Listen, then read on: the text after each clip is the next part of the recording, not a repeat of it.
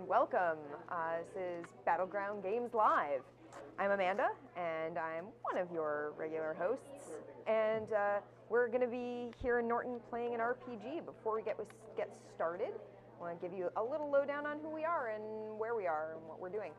So we are in Battleground Games and Hobbies. We are a Battleground is a gaming store in the greater Boston area with 3 stores, one north of Boston in Saugus, one just south of Boston in Abington, and one further south of Boston in Norton, which is where we are today. And you can find us on social media at the links down below, wherever you're watching this. Down below, you can also find a link to something coming up that I wanted to make sure I mentioned. We are going to be doing in November, the first weekend in November, a 25-hour-long charity gaming marathon for Extra Life. We run that out of the Abington store. We will be there all night long. We have a really great time. We also stream an enormous amount of it. We stream as much of it as we possibly can. So if you want to donate ahead of time, get in on that. If you want to wait until the actual day of, that's cool too. The link for that is down below. We also stream regularly on Friday nights, 7:30 p.m. Eastern. We do board games every week out of the Abington store. We just played Arcadia Quest this past week. The VOD should be up for that. And we're going to be playing Stuffed Fables this coming week, which I'm very excited about. And you can also find our weekly podcast down below, and that's also on iTunes. That is Behind the Shield, where Andy and I talk about games and what's going on in the store, and we interview people about games they've played. And today, we're streaming the RPG of the month, which we've been doing for a couple of months now. This month, we are playing Adventures in Middle-earth, which I'm very excited about. Adventures in Middle-earth is the Middle-earth setting for 5th edition Dungeons & Dragons. If you are interested in purchasing it, we do also have a purchase link down below the video. So yeah, running us through that is going to be Sam. So take it away, Sam. Hi, everyone. Welcome. Welcome to Adventures in Middle-earth. It's a really good game for those who love Tolkien, and it's an interesting counterpoint to traditional D&D fantasy-style gameplay, even for people who haven't memorized every single work of J.R.R. Tolkien, several of which are sitting at the table with me today. The system is mostly 5th edition D&D, but with some tweaks. Those of you who've done both D&D and looked into Lord of the Rings and The Hobbit and such know that Gandalf does not just go around casting magic missiles. Spells aren't a thing. Also, there aren't clerics and paladins wandering around going just, oh, wounded by a Morgul blade? Well, 5 points of my lay on hands will take care of that. That doesn't happen. So there's some changes to how the classes work and how magic works. Mostly in the addition of the Scholar class. There is a kind of lore master type character that is there to heal and also know things. They kind of fill the Gandalf role. You can easily make a very Gandalf-y character, down to the fireworks even, by just delving into the Scholar. Other classes are tweaked a little bit, and there's a few other mechanics at work that I'll go over very, very briefly because you're about to see them all in play. Big one, journeys. Journeys are a thing. This is a game that puts more emphasis on travel as an experience and as an encounter, rather than just being what happens between the cool stuff. So there's mechanics to make that a little more compelling. There are rules for audiences, because you and your pack of murder hobos can't just walk up to the king and say, by the way, we're in charge. They'll say, who are you? And what's your lineage, and why should I care? So that's the thing. And it helps to understand the different cultures of Middle-earth to make that a little easier. Lastly, there is corruption, shadow points. Certain things in games, such as witnessing brutal murders, or walking through, corrupted landscapes, or carrying this stupid ring with you, like across the world, while it whispers in your ear. These things can earn you shadow points. If you get enough shadow points, you become miserable. And being miserable is terrible. You just become bad at existing. And you automatically fail charisma checks. Nobody likes you. You know, this is when you hit Gollum mode and you're just kind of a jerk.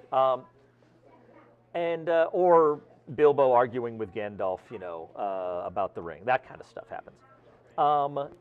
If you fail hard enough while miserable, then you have a bout of madness where you go a little crazy. I take control of your character for a bit and really play up your particular shadow weakness, which is unique to each class. And we'll go over that when we introduce people.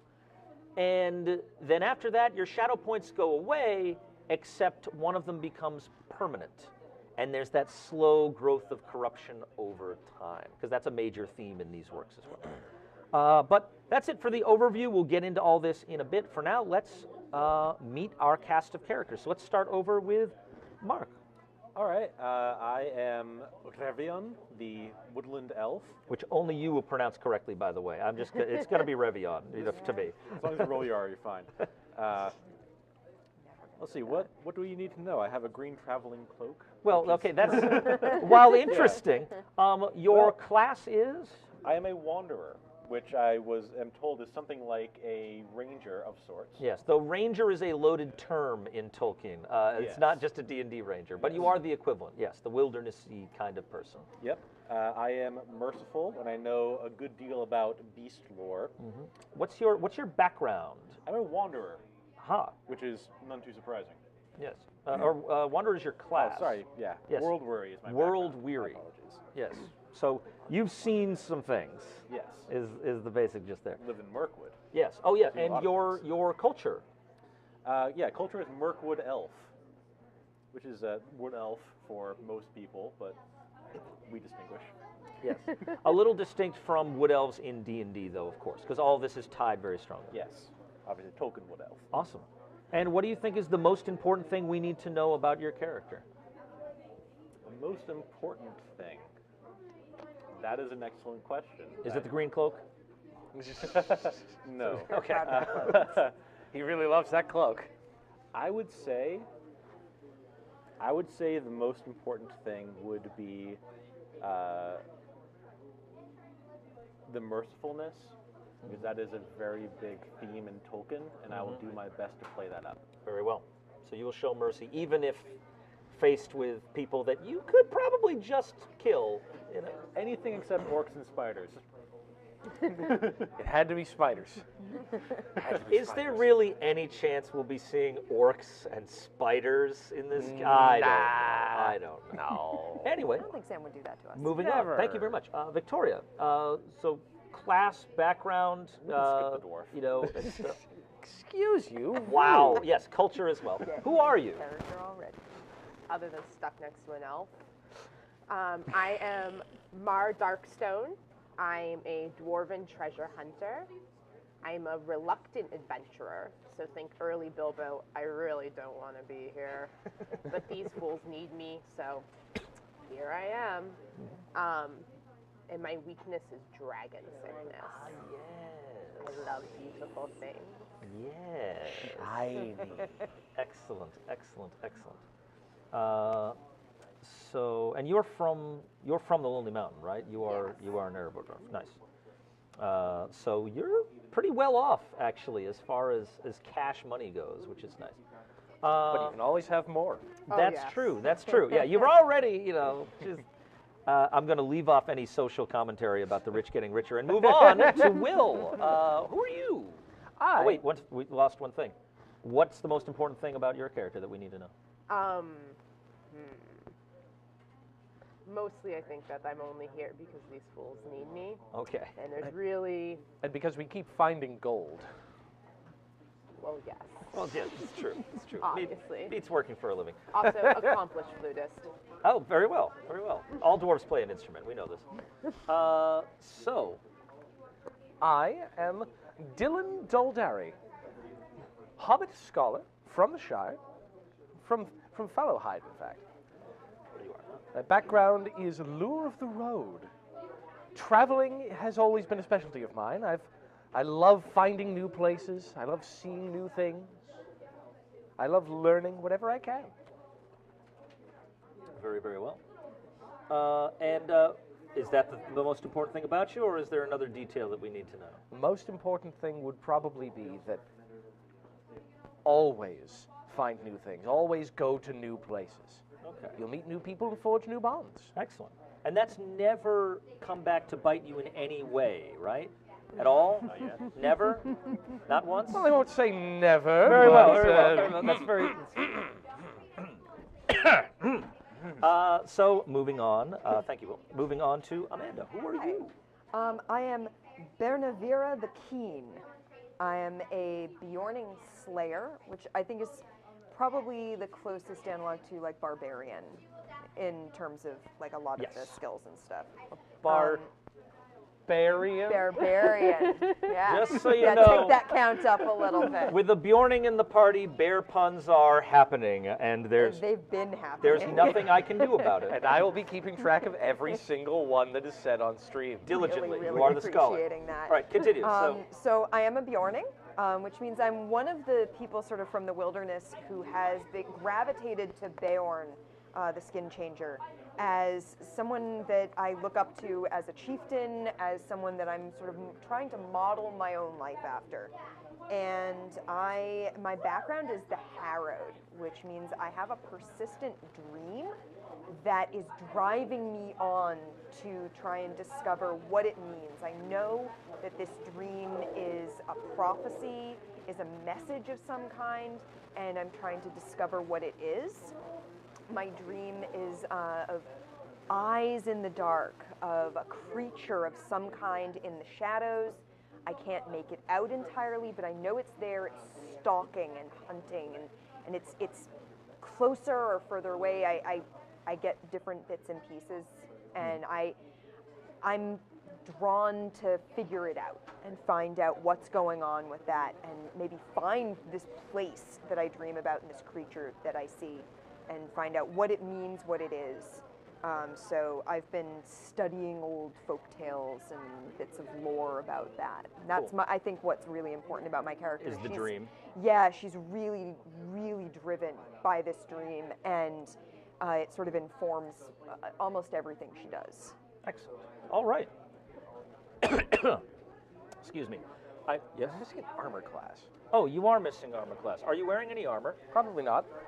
I've got traveling gear, traveling cloak, that's about it. Okay, so 10 plus dex. Yeah, I may Sweet. have, Oh, and I have a ton of honey cakes. yes. So I should mention regarding myself, the DM, or lore master, as it is in this one. This week has already been a long journey, and so I am not in the best of conditions right now. I am a bit bedraggled, so forgive me if I cough a little bit or otherwise appear miserable. I hope I will not have a bout of madness during this session. You've got a handful mean of we shadow get to points control built you? up. I may have some, may have a few. So let's dive in here. We will begin. Let's set the stage here. Some time has passed since Smaug the Magnificent, since the great dragon died horribly in the lake with an arrow through him.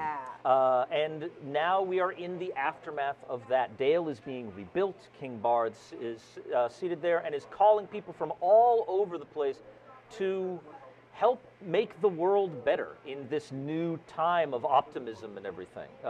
Some of the old darkness is gone. We've got the orcs of the area were largely slaughtered in the Battle of Five Armies. Some of the perils of Mirkwood are now being beaten back because there's kind of a light creeping back into the world. And we're still a good few decades away from when things start getting really bad again. So it's a time of hope. It is a time of adventure. And a lot of that has been centered on Lake Town, which is where we will begin. The rebuilt Lake Town, because it suffered a little bit from a dragon falling on it a little while ago. So we begin in Esgroth. These things happen. This is a bustling place upon the water. For those of you who were not, born and raised here, which is all of you, it can be kind of confusing to get from one place to another. On solid ground, straight lines work. On a place that's been kind of built up and just, like thrown together and largely has to worry about flotation things or nearness to pylons rather than just, normal architectural considerations, there are very twisty streets, and walkways. So much wood, very little stone. And basically no trees either. Trees, just dead trees that have Yes, been chopped out. but not like actual growing trees. No Bones of hills or anything. It's very strange for a lot of you. But it's a very cosmopolitan place at this point. People have come from all over. And you four have begun working together. You are third level at this point, so I'm going to assume that you have already become a company. I don't know if you have developed a name for yourself, but people have taken to calling you the Web Riders after that one time where you rescued a boatman that was sailing a little too close to the western end of the lake and had a run-in with spiders. And you came back on a boat so festooned with webs that you couldn't see boat. And the story, a site like that passes around. Yeah. So that rumor has been chasing you ever since.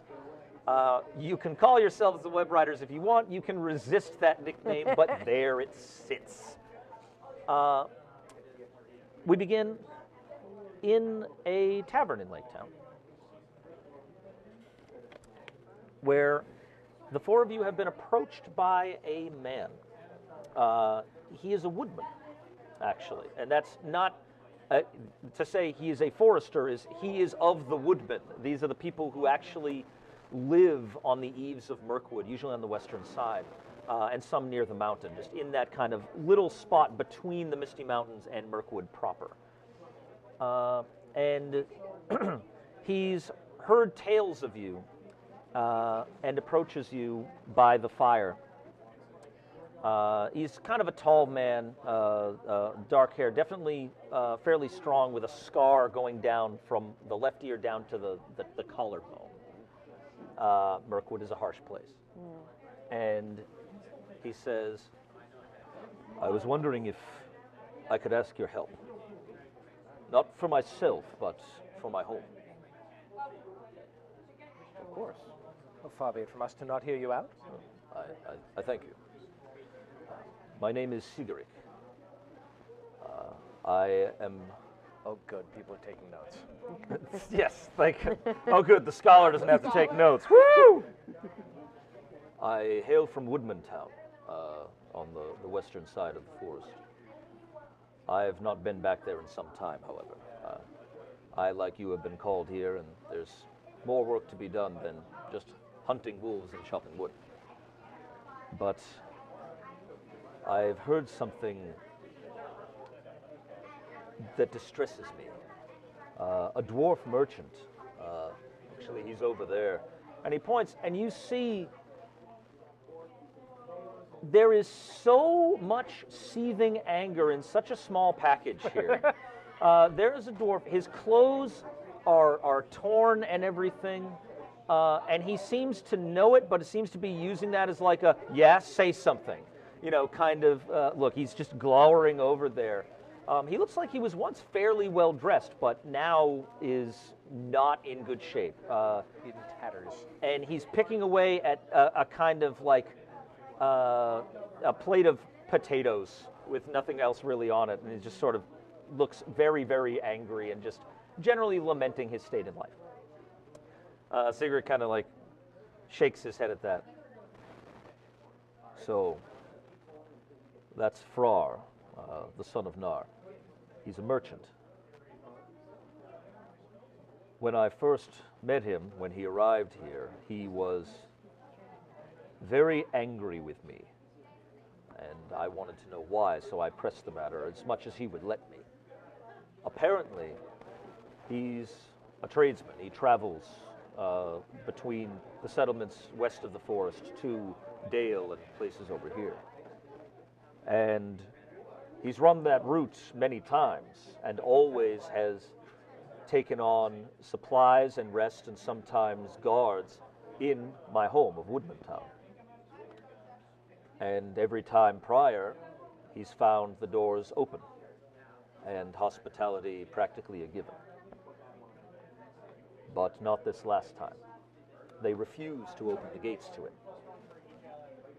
And with dwarvish pride, forgiving, he left on his own, didn't even stop at any of the other woodman settlements, and tried to make the route on his own by himself. Apparently misfortune befell him, and he lost everything he was carrying and barely escaped with his life, and he blames me and my people, and most particularly the folk of Woodmantown, for bringing about his misfortune. Now, there's little to be done for Frar now, but it's not like the people of my home to turn someone away like that. And I fear that something may be wrong, that some trouble may be brewing there. And I can't go myself. I have my own duties here, my own responsibilities. I was wondering if you would be willing to travel there and see what has become of the folk of Woodmantown. Of course.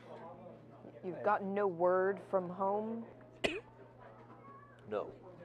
Though messages are few and far between, there are still not many who dare travel the paths. But I've not. We dare. Anything about what happened when he was there? He just ranted about. What did he say? I won't repeat everything he said. That would be impolite. But something about just how unreasonable we were and damning him to his fate. Uncaring, he said. And that, well, that's not the town I knew.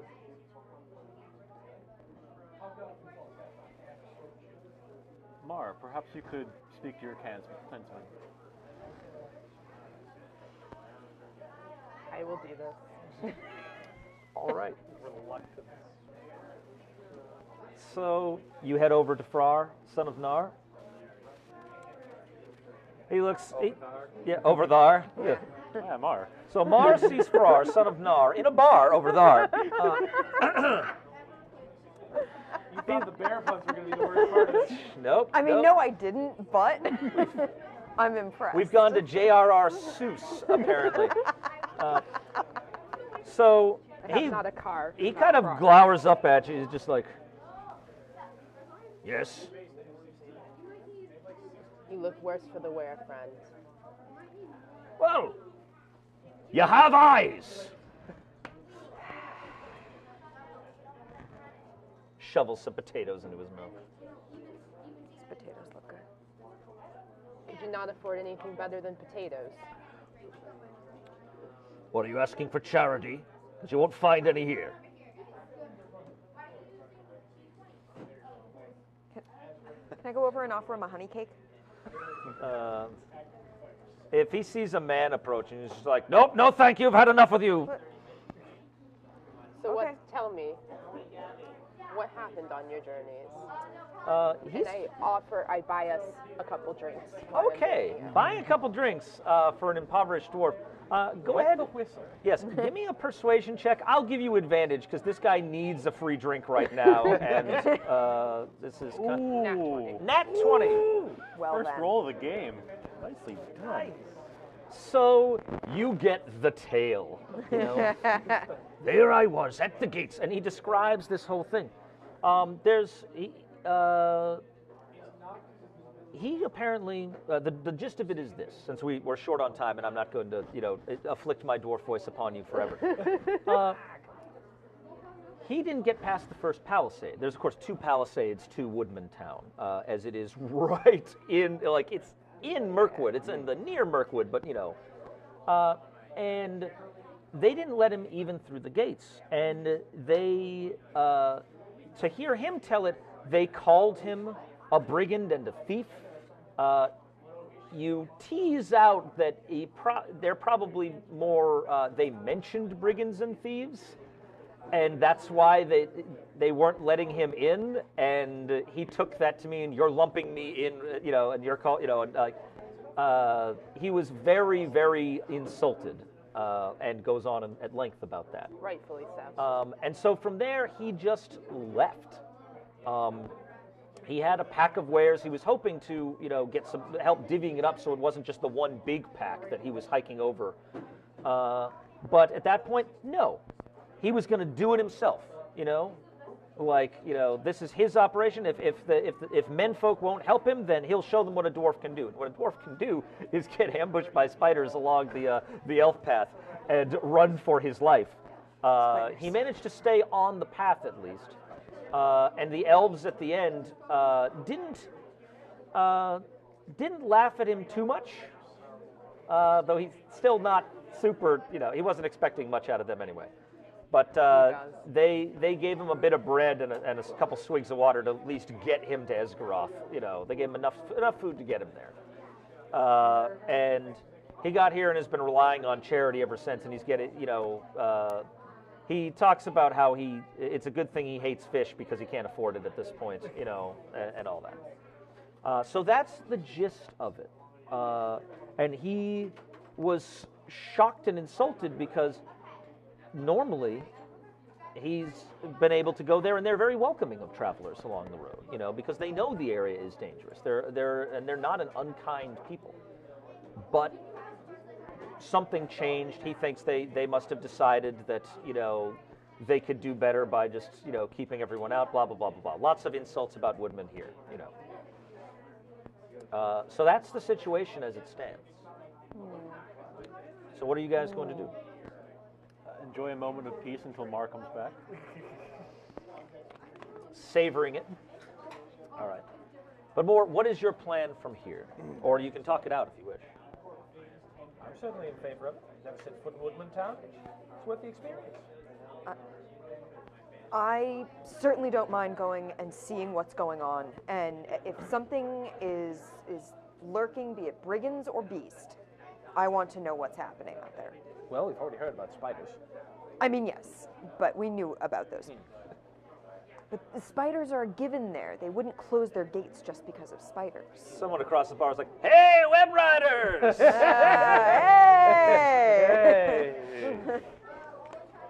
We've got to do something about that. It's fine. It's fine. Well, the Woodman Town, if I recall, is on the southern edge, which is very close to some dangerous places. Doubtless something evil has befallen them. It would be just and right that we travel there and see what's up. Come on, Mar, what do you say?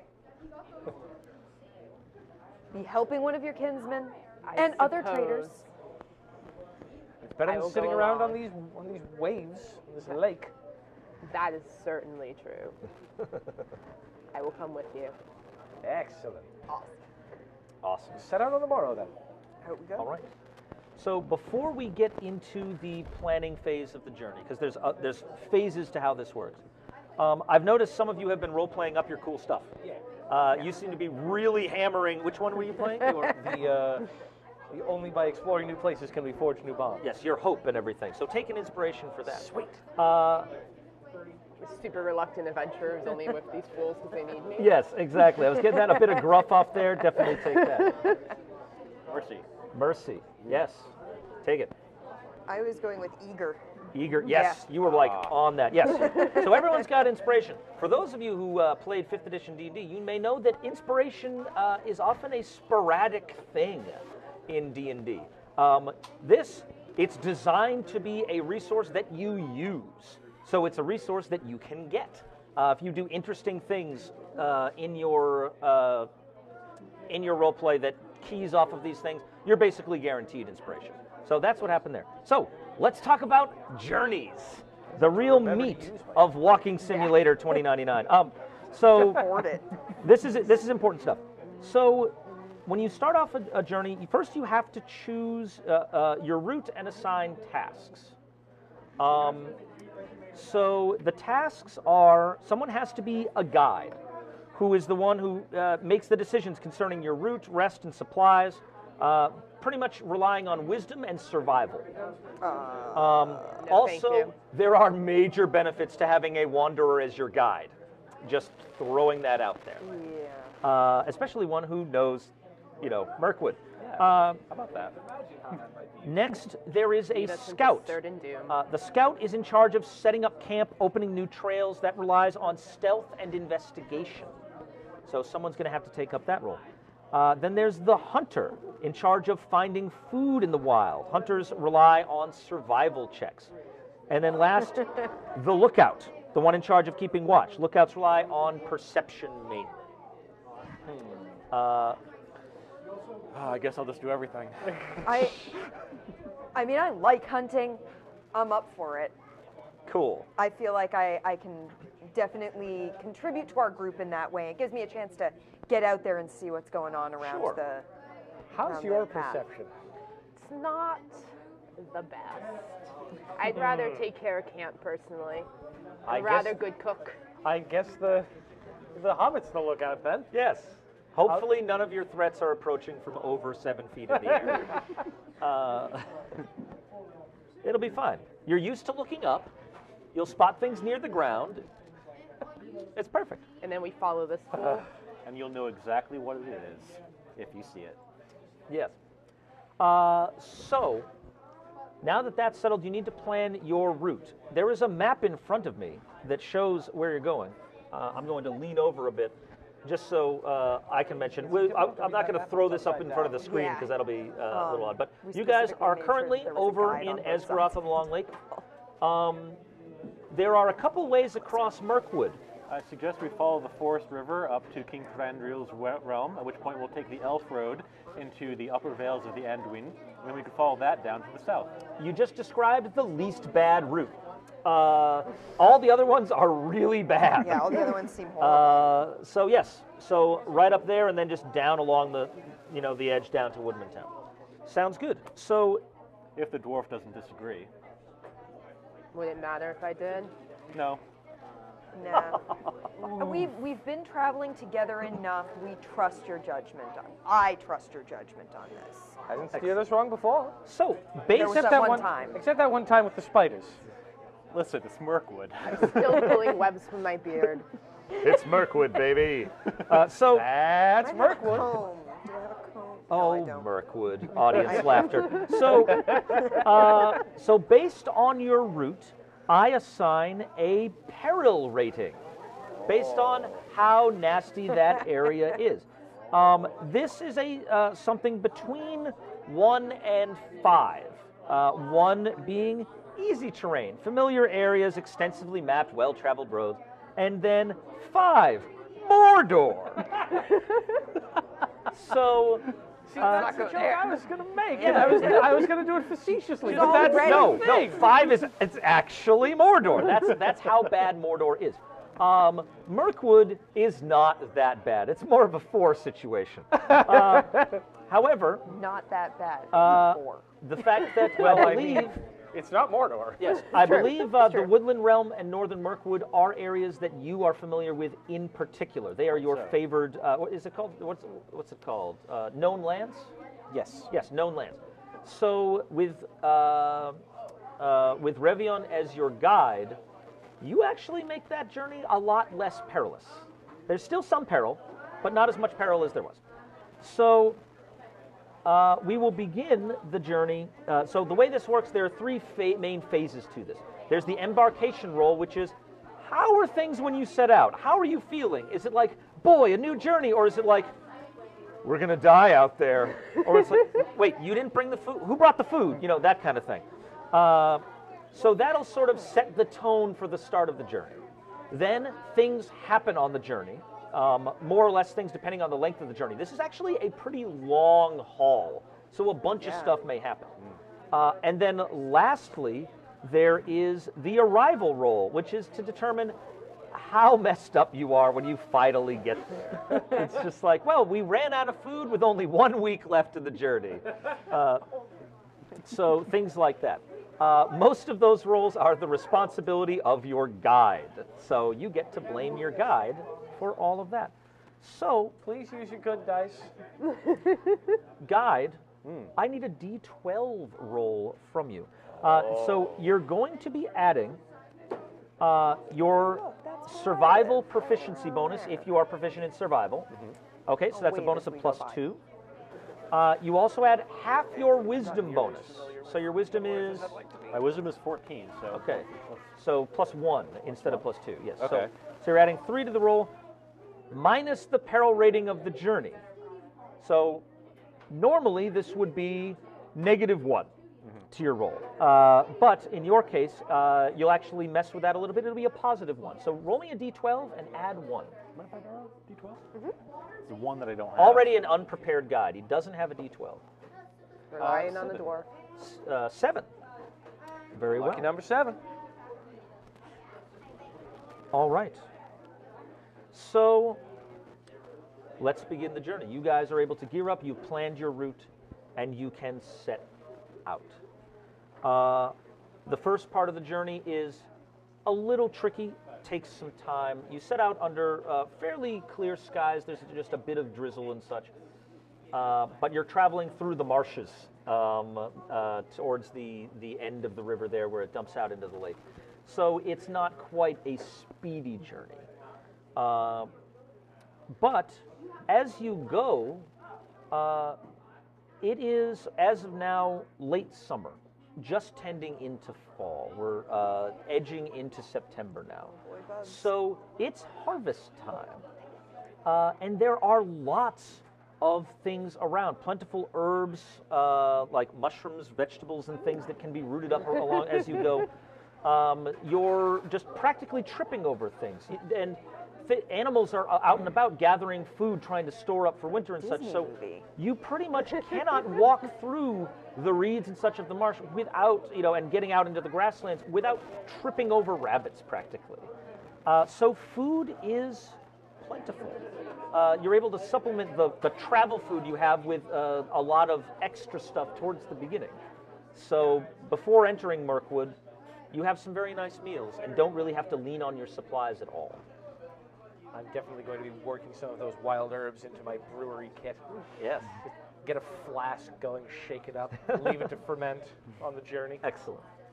Find you some potatoes, make some vodka. It'd be great. So as you reach the eastern end of the elf path, which is guarded,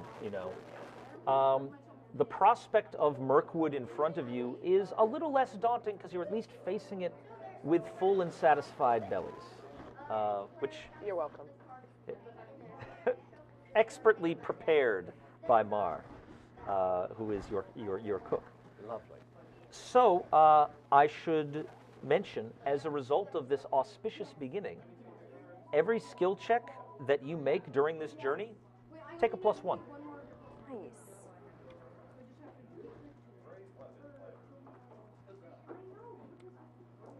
You were, by the way, without that +1, just on a 6, instead of feasts fit for the kings of ancient times, it would have been meager supplies and poor meals.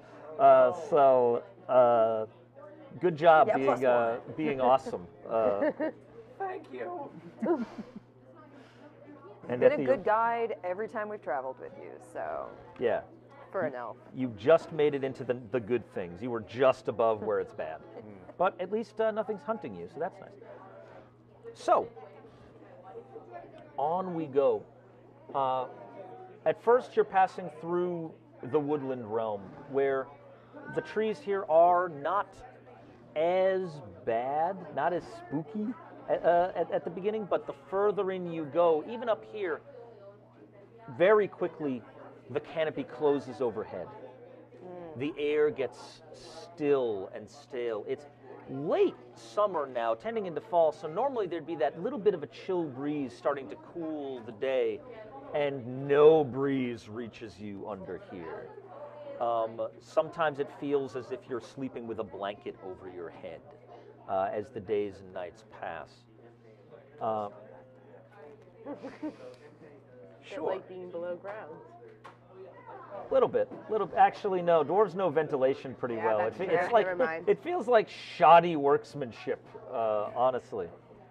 The trees are tall, and the light is always filtered down through that canopy, which is now slowly just beginning to change color as we're edging into the fall. The first few leaves are starting to turn from that kind of deep green of the ancient greenwood to something a little more festive.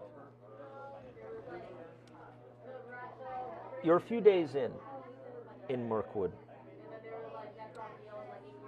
when you awaken to a bit of rain. Most of it, it's not a strong rain, and most of it barely can manage to get down, but it seems like every now and then the most inconvenient drop lands just on your neck. And there's the normal kind of like yellowish light that would filter down now has kind of a gray thing. The shadows of Mirkwood deepen. Nice, putting the hood up. That's good. That's good. It's pretty slippery, so. And it's getting harder and harder to see what really is up above you in the shapes of the trees.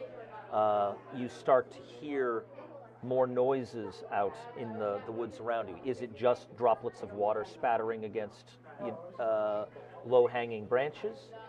Is it those black squirrels that stare so unnervingly at you as you pass? Or is it something else? Sorry, that was me. Look out. Oh no. That was you. Could you make me a perception check? I will likely be using this inspiration on it because. Are you using that inspiration? Yes. Sounds good. Because I'll take something other than a 9. That's a 14. 14. Okay. Oh, yes, I need to figure out. The difficulty of everything is based on the peril rating. The more perilous the journey, the harder everything is. Did you remember your extra +1 from being well fed? 15. Excellent. That's good. So you're hiking along on the elf path, which is pretty much a single file sort of thing. Who's leading the way? I imagine the guide would. Very well. Who's next? I imagine the dwarf isn't. Is Mar trailing behind? She is well behind. Very well. A good like 10 paces back or something. So my question is, would people rather me be up front with the guide or behind watching our backs? Because I do have advantage for ambushes. You can walk with me. I feel like watching the back would be the Very well. Yeah. Very well. Keen eyes in front Yeah. and behind. Which, Being is the one that's in the middle. yes, the little guy in the middle, staring up. That's great. So, You wanted to go somewhere new. yes. The Mirkwood Foliage Tour. It's all part of the experience. So, you're moving along. Losing all my names. Revion, you're moving at a decent pace, slower than you normally would because there's stubby legs following you. Yes. And Dylan, you're proceeding along and casting your eyes about. You know, it's rather pleasant. I assume you have some sort of hat to keep the rain off. Or Of cloak, course. so, A nice, lovely, elaborate hat, big feather in it. Yes. And looking around, you're looking at the curves in the trail ahead of you. It isn't always straight. Off around the bend, off a ways, just between the trees, you catch a glimmer of something. And it takes you a moment to realize what you're seeing is little sparkling droplets of water on strands of web. And then you spot them flick off as the web trembles. Oh boy. You believe there are spiders ahead. It was only a matter of time.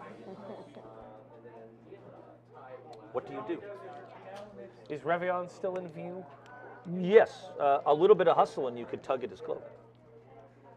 I believe that would be wise. Like, I'll like signal to the people behind me, like I presume that we've been adventuring as long as we have, and we've seen as many spiders as we have. That we have a Little. like. Obviously, it's this. You snap your fingers and just do. Oh We boy. have an understood signal for Yeah, spiders. it's the 8 legs, so it's just this. It's waving with the 4. Yeah. And I'll hustle up, tug at your cloak, and point out webs. I will draw out my bow. I will draw mine. You are far enough away that a whispered conversation could be had. You don't think they've noticed you, otherwise they would be coming upon you. You can decide how to proceed here.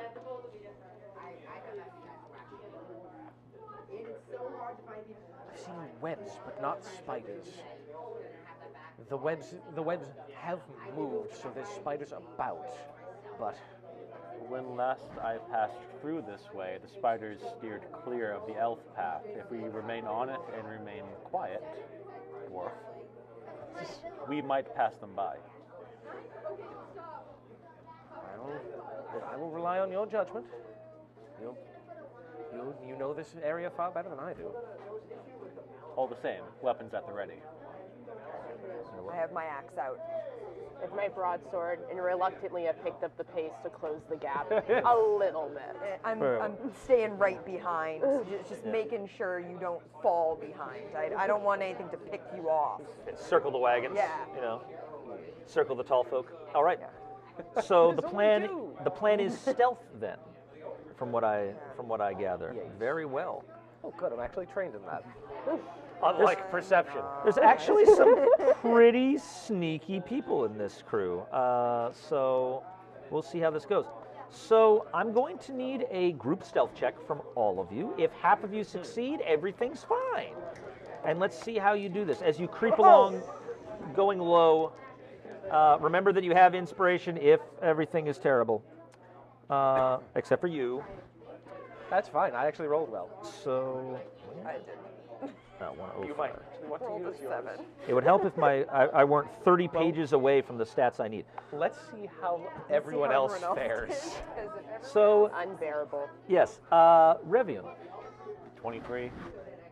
I'm shocked. I'm astonished. The elf succeeded on a stealth check. Imagine In that. Mirkwood. In Mirkwood, by the way. In Mirkwood. Very well. Mar. +1. Yeah, I 22. did 1.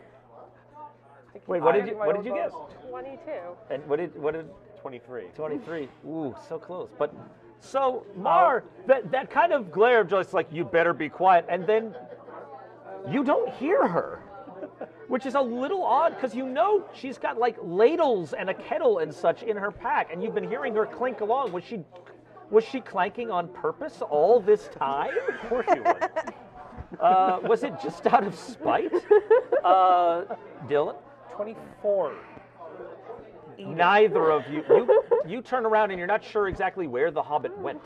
It's a hobbit. Amazing. Amazing. And Bernavira. 7. All right. I'm big. I trip over a root or something. So I'm like, what's happening here? Now, for those of you who aren't, this streaming series of RPGs of the month is generally not about Dungeons and Dragons because that's the thing that is most common.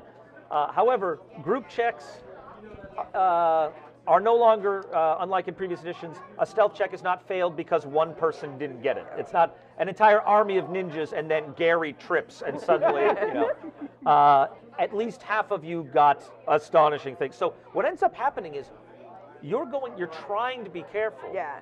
And then you're carefully stepping over like a strand of web that's, actually been put across the path. And you start to lose your balance, and then Revian's arm is on you, and then you're going, and then your axe comes back and is about to clink against one of the hand axes on your belt, and suddenly Mar's hand is just there, and there's little, you're about to step on an acorn, and then you don't even know how. You saw the acorn at the last second, and then you set down your foot and there's no crunch, and you lift it and the acorn's gone. And then, and they manage to cover you. You're able to sneak by, and you do see webs up above, but you pass through like ghosts, like shadows yourselves. You are far quieter than the occasional pattering of the rain, and you are able to proceed along. It may be some ways down the path before you decide it's safe to speak again, but the danger is behind you, and well done. That was very good. As soon as we're like, don't really see any webs anymore, it's just like,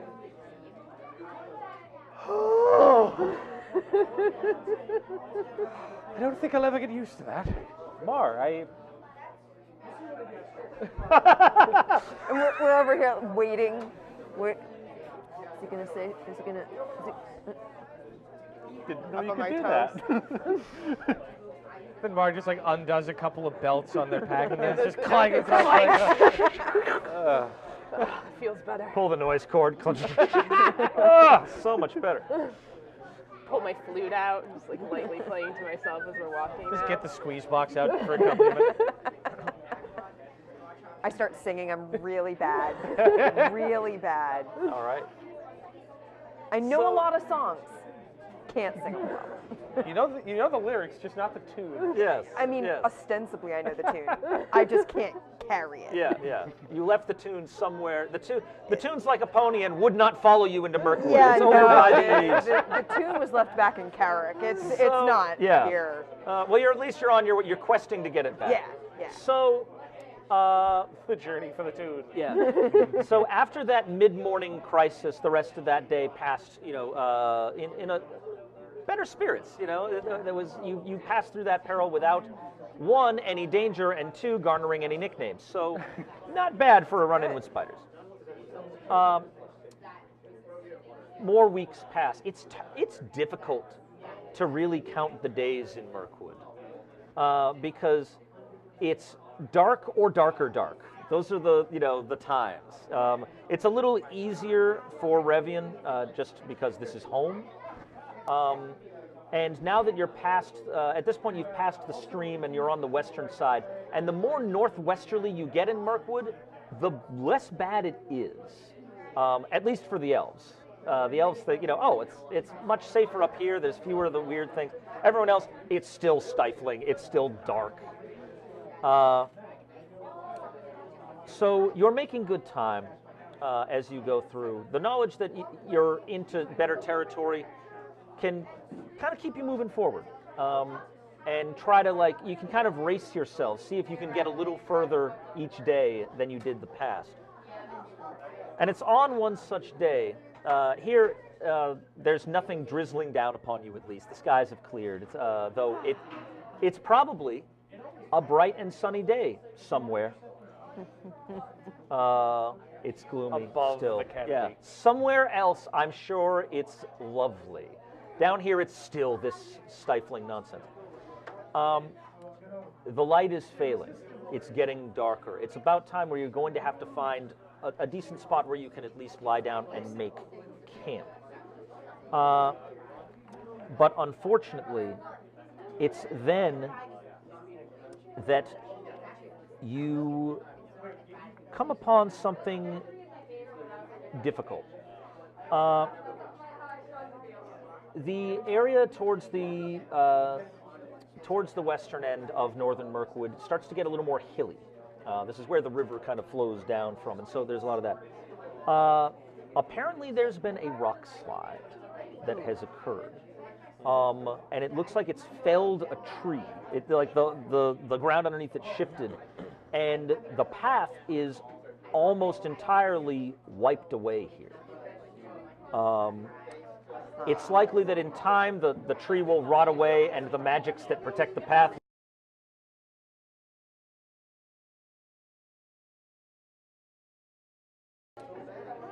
you're going to have to either find a way around or just clear this.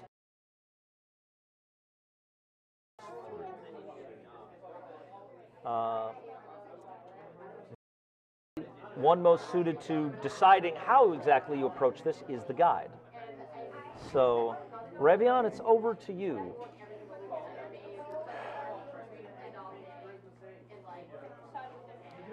What say you, Benavera? You have the axes. Could you clear the tree? That's not what these axes are built for. They're built for cleaving flesh, not wood. How big is the tree? Are we talking like... It's not just... So there's a big log, but there's also like a maze of branches and everything. Yeah. It fell some distance off, and and there's also rocks and scree that have gotten in. The footing is unsteady, and it's getting on towards evening. You guys will need to make camp soon, but camping right under the eaves of this thing is probably not the best idea, as things may be attracted to the sudden break in the trees. Mar, could you chew through it? That's what dwarves do, right? We do not chew rock. I must have been mistaken. Well, Wow. Can you not just see over it to better paths way up there? I can. And It doesn't help us get around it. I thought you'd know that. Well, we may have to look harder for a way around. We may... Revian, for you, I'm going to need... so everyone's going to have to chip in or involve themselves in some way in this. For your guide, it has to be a survival check. Because you'll have to actually figure out what's the best route around this. For the rest of you, you can either do survival to help pick the path, or athletics to try and haul stuff out of the way. Ooh. How big of rocks are we talking? Varying sizes, Okay. but some of them can be pretty sizable. What are you looking for? I have many rocks. Do I know anything about these rocks?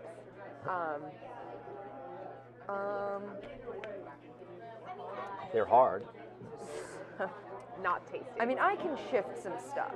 I can do that.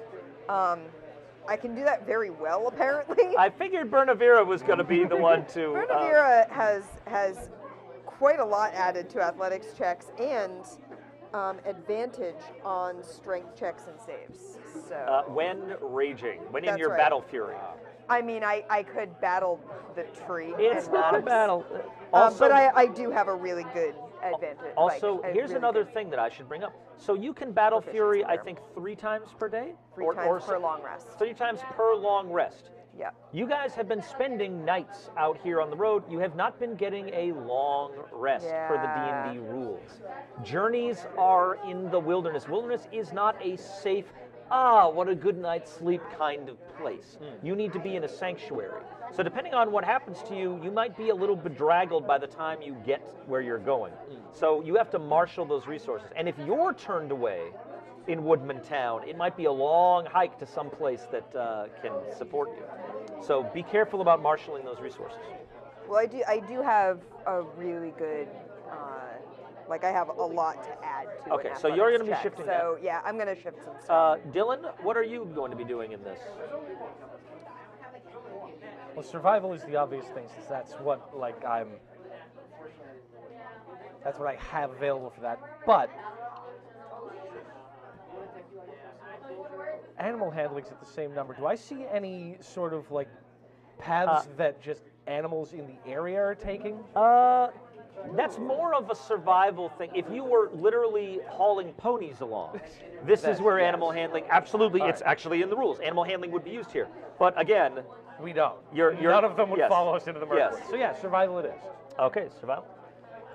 I'm going to move rocks as I am capable of moving them, for I am not afraid of doing hard work. Oh! Wow. I love it.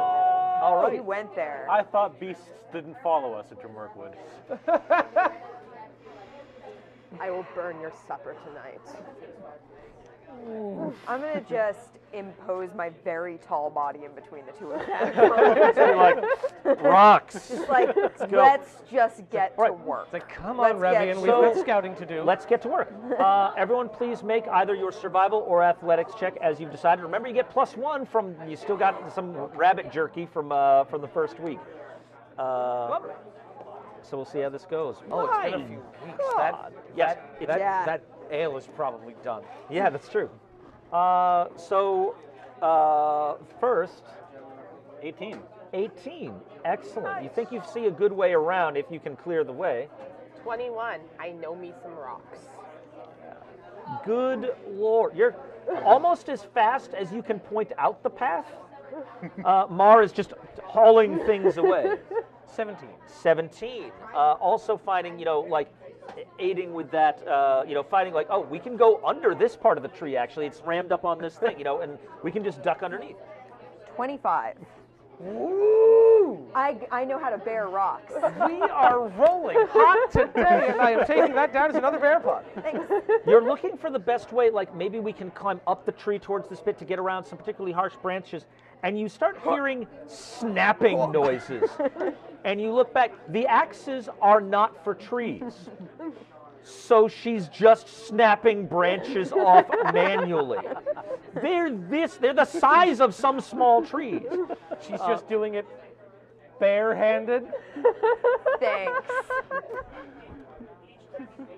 Well, Up to 5. anyway, you guys are able to pound through this, and this feels good, by the way. This is like, we are, right, I don't know, but we are a company of trained and capable individuals. Branch So- clearers just doesn't have the same ring to it. That's true. So not only do you clear this, you also gather a fair bit of lumber that you can use for a lean-to for tonight's camp. So you sleep slightly more comfortably than you would otherwise. And things are looking good. Things are looking good. Please make a note, guide. +1 to your arrival roll. You did, the most important thing, you did beat yesterday's distance. Even with that obstacle in the way. So now we pass further along, and you're getting towards the fringes of Mirkwood now. You've been on the road for about a month, probably a little bit more. And here you're starting, the trees are starting to thin out in places. Occasionally you see a ray of sunlight that manages to break through the canopy. And it's apparently another fine day, and at least you're getting the dregs of it. Some of the fine day is dripping down onto your neck, effectively. Feels a lot better than the rain, at least. It's mid-afternoon, you're moving along, and Bernavira, you spot along the way signs of some leaves and tree bark and such that have been nibbled at. You're hungry? thinking deer. And then you see some fresh signs of the other end of that equation. Yeah. And it looks like it's late this morning, probably, by your guess that was here. You guys could potentially get yourselves some real food. How do you guys feel about venison for dinner? Wonderful. Been damn near weeks. Starts pulling out cooking equipment already. I am getting a little tired of all this rabbit jerky. It was delicious when we first made it, but now it's just been a while. Yeah, want it some can other just get type a of little jerky. samey, doesn't it? Need a little variety. All So right. yeah, I think I see some signs of deer. I think we need to get ourselves some dinner. I agree. Yeah. Well, Hunter, Yeah, this is your show. totally. So, I'm going to need a survival check for this, and remembering your +1. Yep. This does take some time, and people will be involved. People are waiting for this. People are counting Yeah. on this. You've gotten their hopes up now. You do have that advantage still. You do have that inspiration. I'm going to use my inspiration because that was not great. Okay. Good and worse. Yeah. Oh yeah, that was worse. What did we end up with? So that was the first roll was better. That was going to be an 11. An 11. Okay. You've gotten everyone's hopes up. First roll was a 6 +1 +4. So you head off and say, I'll be back Yeah. with this deer. Get ready for it. And Mar, Worst deer ever. you've got the big pot getting ready. I'm cutting boards out, cutting, spices, all my knives I'm sharpening. Yeah, Revian, you're rabbits. making a spit for this. Like this, so you're getting those herbs that you got. It's like this is gonna be so good. This is gonna be so good. You don't even bother breaking out the other rations because maybe little side dish things, but like this is good. Tonight you feast. It's gonna be amazing. And when Bernavera alternating comes good back rolls. empty-handed,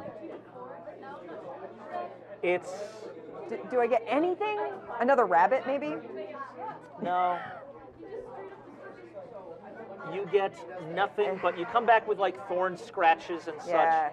such. You Didn't saw go it. well, guys. You saw it once. You had a shot. Your spear went wide, and that was that. You never Yeah. got another chance. And it took hours. Sorry, guys. So That deer, it's my new nemesis. at this point, everybody will gain a level of exhaustion. Oh. However, Where's that go? However, before you do that, so this is a thing that can happen on the road. Exhaustion can weigh you down, and if you know D&D 5e, exhaustion is bad. Yeah. However, this might be a time to make amends, Bernavera. So I have this bundle on my back, and it's wrapped in like oiled cloth to protect it because I want to make sure that nothing happens to this bundle. It's like, it looks sort of like Yeah, like yay a big. log, Yeah. yay big. And when I unwrap it, the scent of honey just wafts. And by the Past way, you all guys of are you. hungry at this point, so it smells even better. And I have these like long cakes that I can slice off pieces of, and I get you all a honey cake. Big old slice of honey. Everyone gets a honey cake, which removes the first level of Exhaustion that you take your on a journey. journey. So you get a consolation prize. Yes, the Yeah, Pokemon players they're are very happy excited. about They're it. very happy There's a about round honey of applause cakes. for honey cakes. So you haven't 3 proven cheers for yourself honey as cakes. a hunter, but you have proven yourself as a Bjorning. Yeah, when all else fails, I can at least offer honey. Very well. These aren't bad, Bear. Not bad at all. Well, I'm not going to let these herbs go to waste. I was going to forgive you, but this is even better. Thank you. You've never actually had venison that was this good, so it's sort of all right. They are twice baked honey cakes. So Dylan, Perhaps even thrice baked based on the Dylan, the day. how many do you eat? How many am I given? Roll a d20. I grab one while my back is turned. Your honey cake supply actually dwindles basically down to nothing because you're probably feeling like I failed Yeah. them. I'm gonna let them eat their fill, and then you're I have to make a meal out of astonished this. Yeah. by how much Dylan can pack away. It's like you put one in front of me first, you go to the other two, you come back to me, it's gone. And Yeah, no, you I'm come like- back to him, you're like, oh, I forgot to give Dylan one. And Yeah. then later on, you're like, wait, did I forget to? And he's like, could I have another? You know? I'm like, well, I feel so bad. Of course. Yeah. Yes. Of course. And so, unfortunately, your honey cake supply is gone. But, Yeah. hey, whatever. So, Broke them out at the right time. So, at last you break out of Mirkwood. You pass through the gate, the western gate, At last. and out into clear lands once again, out into the vales. I let my hair down. It's great. And from here, the journey is much easier. You can spread out, you can range, you can see around you. In particular, one night as you're, passing down along the Great River, you are passing near to the Carrick, the Great Stone, Oh, home. and it's you end up camping there, and the night is breathtakingly clear, and there are stars all above, and this massive stone looming with stars sparkling around it. And it's definitely a striking sight. Though how you react to it is, of course, up to you. If everyone could give me either a wisdom check or an intelligence investigation check to really drink in the details. Remember, you're getting a +1 to this. Wisdom what? Wisdom. Just wisdom? Just wisdom. Proficient or? Just wisdom. Unless your specialty is stargazing, in which case you would totally be proficient. I love this. So 13. 13 there. 6. 6. Dwarves never appreciate such things. 13. 13. So- And you added your +1? Yep. Okay. Oh no, I'm I- sorry. 5. 5. Oh, yes. 5. 5. 5. Really? Oh, you rolled a 3. Oh, yes, +1. So I'm going to ask before Yes, I roll sure. if I can bring my specialty into this. What is your Just specialty? old lore. If I know any stories about the stars that I can see and the place that I'm in. And because, about the Carrick. Yeah, which because is not- this is the culture that I'm from. Yes. We've all chosen to Yes. come here, and then we've shared stories. know what? I've gone looking for stories. Because this is so in, I'm going to give, excuse me, you may add your proficiency to this wisdom check, and I'm going to give you advantage, as you are Awesome. most likely to be affected by this. Okay. That all right. actually brings up another thing. This is a beautiful scene. My specialty is minstrelsy. I could write a song about this. Ooh, so you're getting every single detail from doing this. You know what? I'll allow that too. Are you cooking it? No, wait. Wouldn't put it I'm back. gonna cook that rock. Wouldn't put it Apparently I past a eat dwarf them. to try. yes. So you gave me I gave you advantage on the roll. So you roll 2d20 Okay. and take the higher of the two. And you also get to add your proficiency modifier to your wisdom check to do this. all right. So my wisdom check is a +2 anyway, so that's +4 Yes. for that. So it's 13, so that's 17, 18. 18 for being well fed. So I'll Excellent. be up to 15. 15 there. 5 and 13. 13. All right. So those of you who were successful feel invigorated by this. And Isn't it great? it's a really interesting sight. It's after all of that time in the gloomy woods, it's so good to be out under the stars, and you feel like good omens are looking down on you, and the stone there is not a threatening, looming presence, but like something stable. It's like we're nearly there. We've come so far over these past, and it's been probably some like 45 days on the road. You've had a good month and a half of this. Travel time takes a long time. Yeah. Both of you gain inspiration. So, over here. The dwarf is so unused. The dwarf is so used to having a ceiling over their head at long last that now there's just sky overhead, and it's a little daunting. Don't like it. A little agoraphobic. Don't like it. You guys, you're looking up at the stars, and there's that big rock and everything. You don't know this rock. This is a strange rock. This isn't your rock.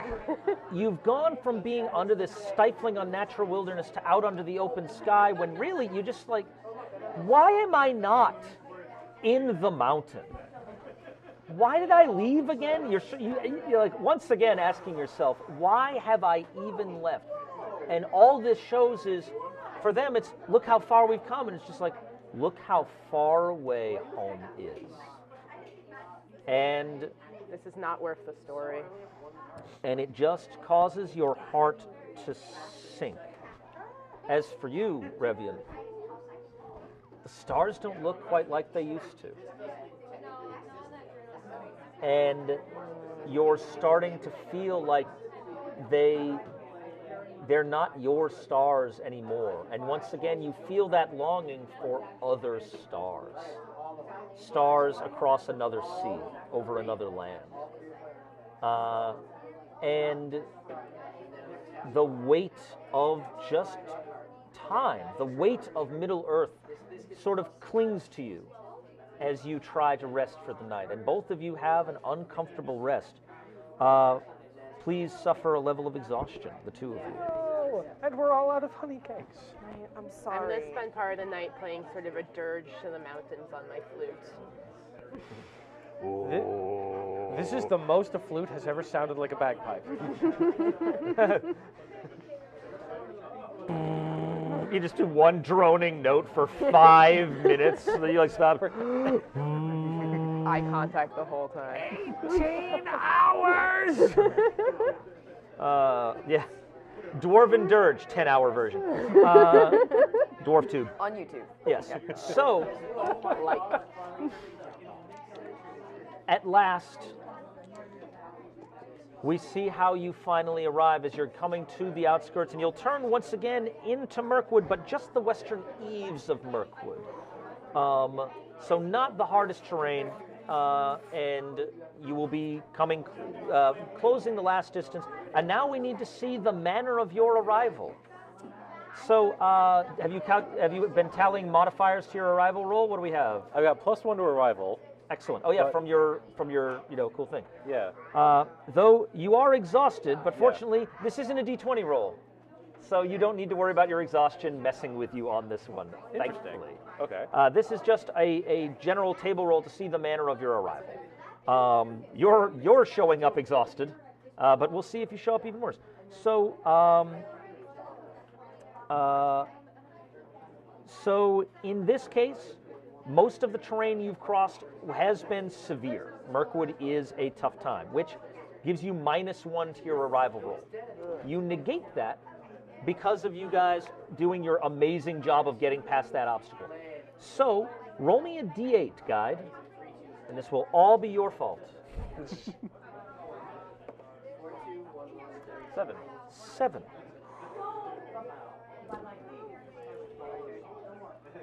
You are finishing up this journey, and these two are in fine spirits by now. You are being treated to a new song. And Bernavira is adding in elements of old lore and stories. And See that little curve over there? The story goes yeah, that's actually a giant bear. yeah, totally. And you're telling these things, and some of that weariness lifts a bit off your shoulders, Revian. As at least there is still youth and optimism in the world. You know, even if you don't feel it yourself in your heart, you're still getting, seeing signs of it. And maybe the world isn't quite doomed yet. I don't know if such highfalutin things matter to Mar as much, but it will be a pretty good story I am interested in having a good story. in the end. And yes, you'll be full of, complaints about the road and everything, but some of those you can edit out. And you think, but when you see Frar, son of Nar again, you'll be able to give him a tale to top his own. Maybe he'll buy me a drink. And maybe, yes. So you arrive, while some of you more tired than others, you arrive in fairly good spirits. This is the Tall Tales and Great Deeds table or spot on the table.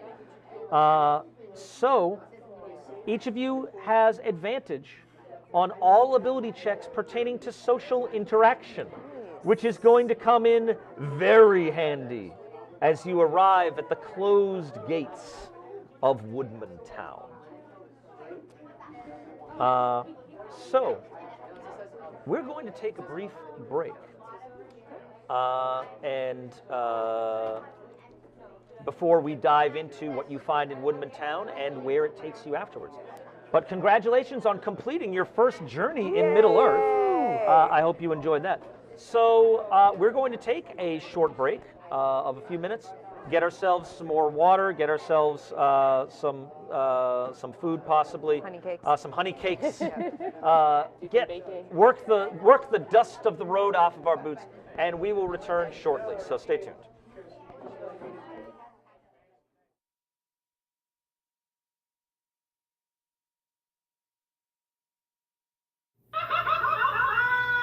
Go.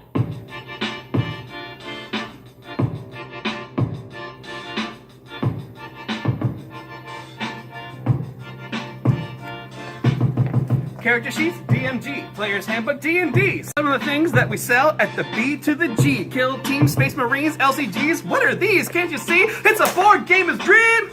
Come on down, mess around at a hobby store. You'll be begging not to leave, screaming, give me more! New Pokemon set, it's Celestial Storm. Got the AC cranking since the weather's warm. F&M is just Friday, pay the entry cost. Roll up with that mono red, crank on Mob Boss. Spell your doom like we're playing on DOS. Bad sportsmanship is an automatic game loss. But the new Dragon Shield art is so divine. People in here every day playing Zombicide. Thornwatch is cool, but have you played Scythe? I haven't, but I hear it's pretty good. So come around, mess around at our hobby store. You'll be begging not to leave, screaming, give me more! My hair is long, my beard's unshaven. Now I gotta do this whole order of Gloomhaven. Each one's like 80 pounds. Woo!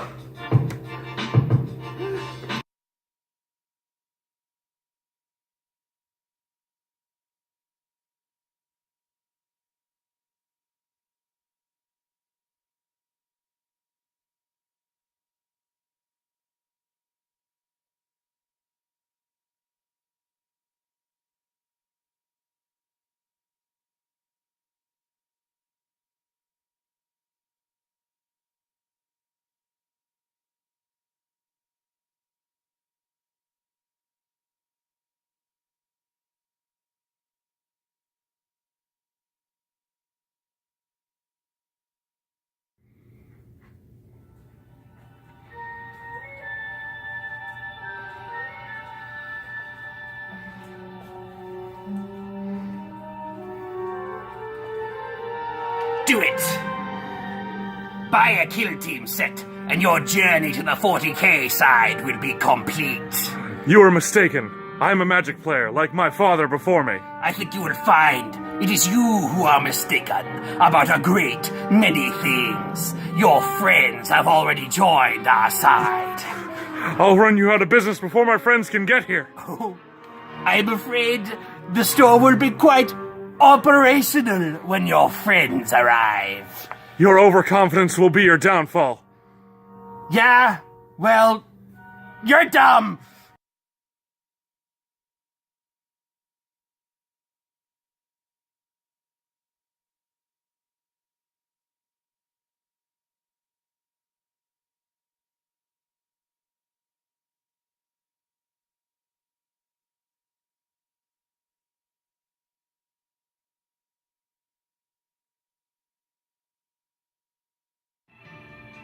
Again.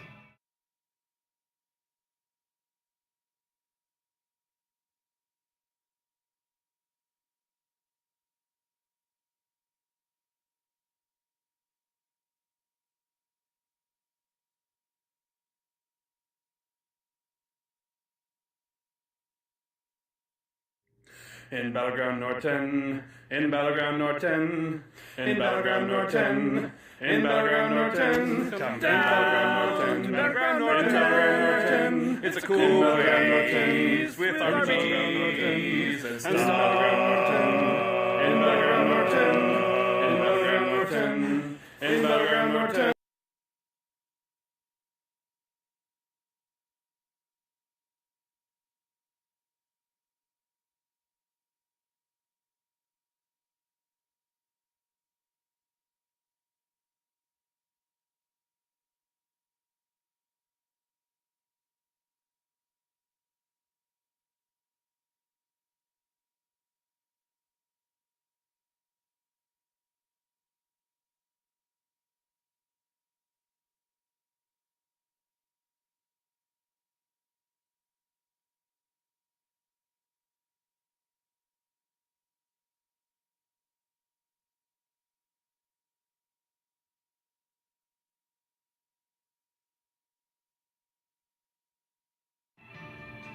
Hey, kid. Come here. Can you keep a secret? Battleground has Warhammer stuff. Hey, kid. Come here. Can you keep a secret? Battleground's got books. Hey, kid. You want to buy some scratch tickets? Hey, kid. You want to buy some board games? What? Hey, kid. Can you keep a secret?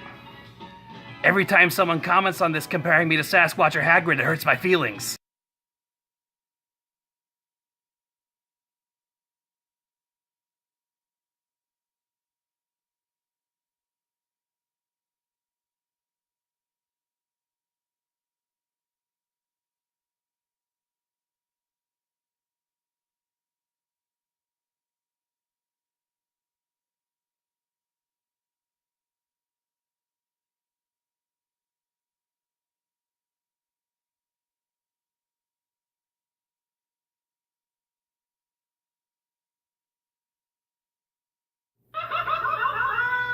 Tego.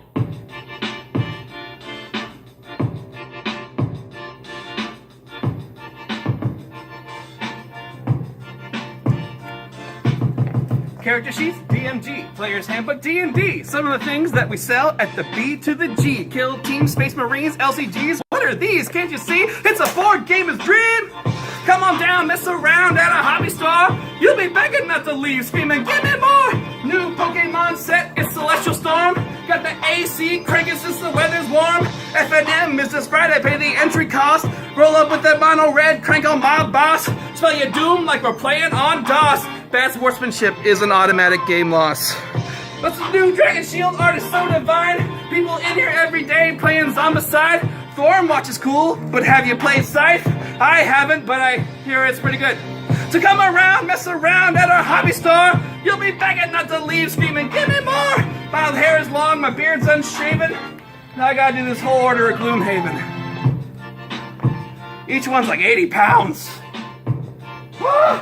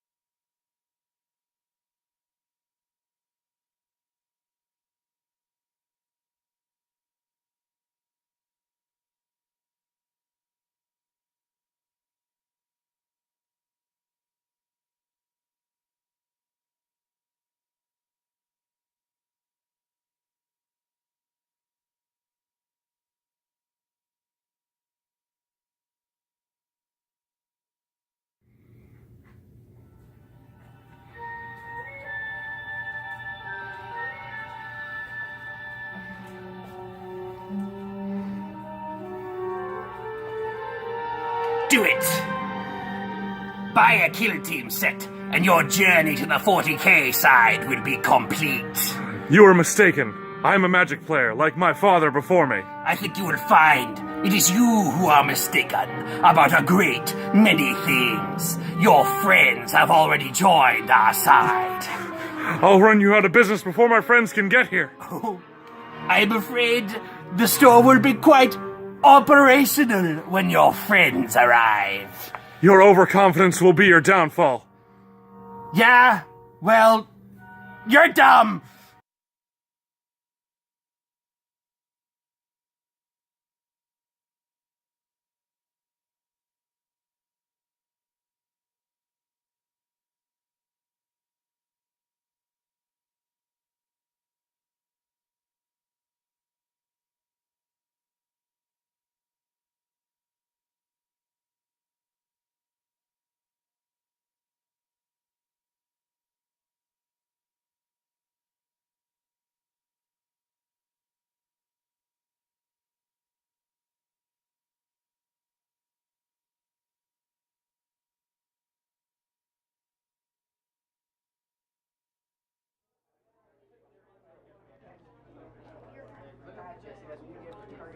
Welcome back to Middle Earth. For those of you just joining us, shame on you for joining the journey after the hard part's done. Our heroes, I'm sure there's plenty of hard parts. our heroes who have gained the nickname Web Riders in the lake town of Esgaroth, and whether they like that or not, have just traversed Mirkwood and made it finally to Woodman Town on the western edge of the forest. They are trying to find out what is wrong there that they are turning away travelers, as they were told by Sigaric, a woodman who originally came from Woodman Town, on the word of a very grumpy dwarf named Frar, son of Nar. Particularly grumpy. Yes, like particularly. for a dwarf, this man is grumpy. Yeah, but, you know, Mar's giving that guy a run for his money. Reasonable. Reasonable. He had every right. Mar is a Frar apologist. You know. Justification doesn't make him any less grumpy. She's carrying a sign that says Frar did nothing wrong. You know. Justification perhaps even makes him more grumpy. So, you guys are now approaching Woodman Town, which is a pretty neat place. It's kind of built on a hill with palisade around, and you can actually see a second palisade up above and buildings throughout. And it is kind of in Mirkwood. It's still out in the eaves, so it's not like as oppressive, and it's been logged back from here, so you're not under the trees. And there are well-worn paths leading out from the vale to this area. But the forest is right there. You know, you just look off, you know, to almost any direction once you're further in, and Look to your left, forest. Look yeah. to your right, forest. Yes, it is well into the eaves of Mirkwood. But not deep in, which is good, because this far south, Mirkwood is not Pretty bad. a nice place. Yeah. Hard to So, be surprised this place is still standing. well, the woodmen are nothing to be trifled with. Where do you see their dogs? Ooh. And thus, you arrive, walking up. When you arrive, it's probably mid-afternoon. You manage not to arrive too late in the day, which is good. But you're going to need to sleep tonight, and so hopefully you can finally do it in a bed and under a roof. But as you approach, sure enough, the gates to the outer palisade are closed, and you can see guards up on the walkway behind it. They've got they're wearing hide armor, you know, kind of furs. They've got bows, and each has a spear at the ready as well. And as you approach, when you're do you wait to be hailed, or do you hail them first? I defer to Dylan. I've never set foot in Woodman Town itself, but I'm sure we've been through palisaded villages like this before. What would tradition dictate? Generally, it's polite to announce yourself because it shows you're not trying to hide or not trying to figure out your cover story or anything like that. If you're waving from within eye shot and then give a good bellow, before you're even able to converse, but even just saying, like hail to the town, or hail the town and go in, so that they're ready for you. Don't Basically, tell them we're the web riders. giving them the opportunity to summon more guards if need be is very polite. Right. So part of me thinks they'll hear us approaching by way of the squeeze box, but you could be piping as you go, or whatever you do. Yeah, they'll definitely hear us coming before they see us coming. Okay, so you're not attempting to hide. Okay, so you're actually singing your way Yeah. to the play. Interesting. Being a minstrel myself. Very well. Do you break that off to hail them, or do you wait for them to address you as you approach and just serenade them? I think there might be enough of a gap. I'll still have the squeeze box going, but it'll be enough for me to just breathe in and bellow out a "Hail to Woodman Town!" They gotta look at each other. Come and play a concert. What do you want, strangers? We've come on the investigation of one of your kinsmen. They say that this place has gone a bit to the dogs, for lack of a better way of putting it. It's become a bit more unwelcoming than it's been in the past. You think we're unwelcoming? You should see the dogs. So I've heard. Wait there. Very well. When he comes down, a small part of the gate opens and he goes through, but a few more guards appears on the wall, and he steps forward. And they don't have bows at the ready, But to shoot you, but they have bows, and a few of them have knocked arrows. As he's approaching an armed party alone, I will bring the song to a close Yeah. and put the squeeze box away for the sake of being polite. Cool. He comes up and says, I'm Hildebald of Woodman Town. What are your names? I am Dylan Dildaric. We have I'm Bernavirna, the Keen. Mar Darkstone. Revion, at your service.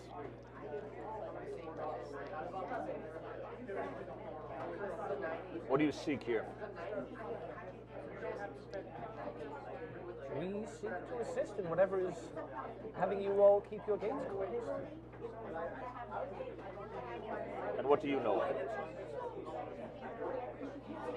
Well, unfortunately, we do know precious little. We heard the tale of a particularly disgruntled dwarf that you had turned away some time ago.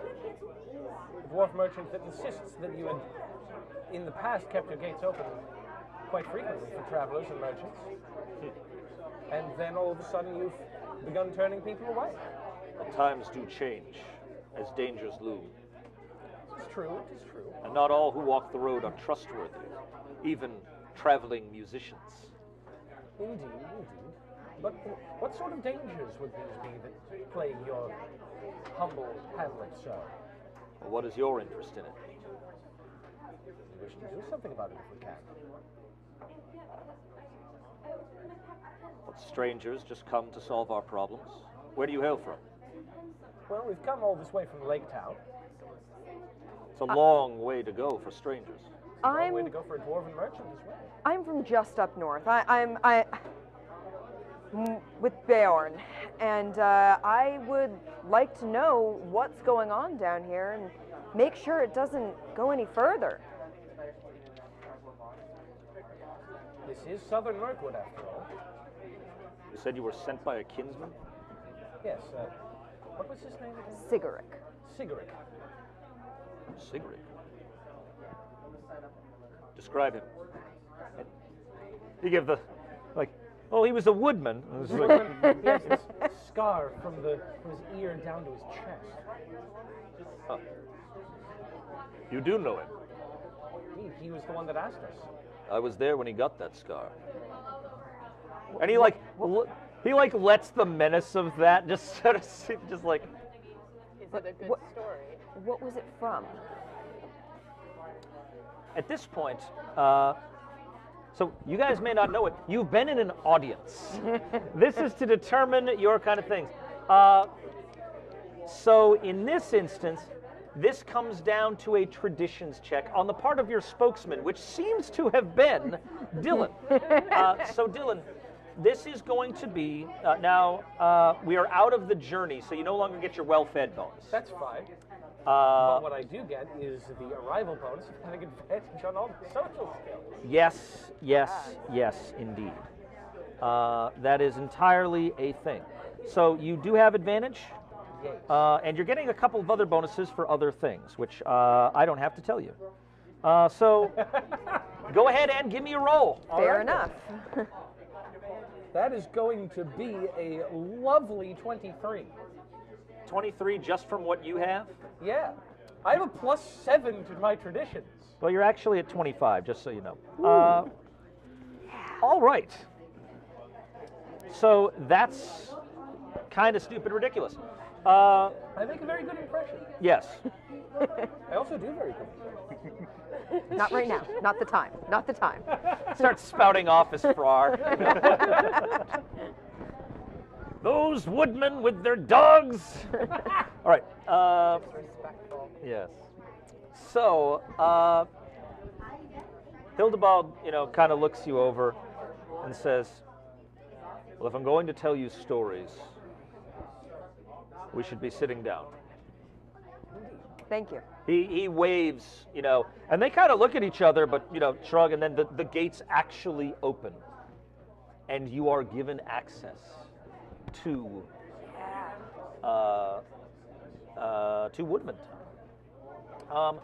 Inside, you see there are houses about. Actually, I can give you a nice picture of the place if you want to see, because the adventure that comes with the Dungeon Master screen or Lore Master screen, I apologize, begins in Woodman Town. So that's kind of what you're looking at there. And Cool. I don't know if this is at all visible, but Lovely at the top of hill. yes. So there are a number of buildings and there are in this outer ring, and there are people going about their business, but there's definitely there's not a lot of jolly activity going on. People are doing day-to-day work, the kind of stuff you'd expect to see at this season. Like people are chopping up firewood that's been dragged in, like big logs, so that because winter is about to happen, in a few months. There's smoke rising from where they're like smoking meats and such, and like getting things ready for that. But every face you see. You're so close to the ocean. Bout of madness. He'd be gone if we were. So. Yeah, oh boy. Every face you see is a bit. A lot of them are suspicious. They're like looking at you, wondering, what's up. Some are on the brink of outright hostility. Others are they look just tired, or run down. But Hildebald will go ahead and bring you to an area where, bring you into his home, actually. He brings you to a house. And it's one of those, it's a long house. Like that's the architecture here. They've got the roofs that pretty much reach all the way to the ground almost. And the big kind of square things with the tapered roofs. And he brings you there, and he sets out a meal for you. It's simple. It's definitely not a feast, but it's something, so that you can rest for a bit and talk. Share a bit of that trail ale. Yeah, you can pour that out, and Give me a brewing test here. Give me a. Hey! This will be intelligence plus your proficiency. Intelligence plus proficiency. Oh, good. That is Nice. going to be a 23. Wow. You kind of. You say you brewed this on the trail? Yes. We haven't gone quite a lovely set of ingredients on when we set out. From what I have seen from travelers going by, I thought hobbits were more ale drinkers. Well, you can't drink ale if you can't make it. I suppose not. Well, Handy to have with us. with that, you are most welcome in my home. So, you've journeyed far to help us, I suppose. So, I guess I owe you a story. First, it was a bear. I'll let Sigaric brag about it. A bear, you say? Yes. Particularly ferocious one. They can be. Don't think even a friend to your folk. But as it is, well, we've had problems lately. Brigands, bandits, not only attacking travelers on the road, but attacking our livestock when we bring things out to graze, attacking hunters to steal their kills. Those who have seen them and not just fled the arrows when they started arriving were, well, those who saw them say they did see goblins among the crew, but also men.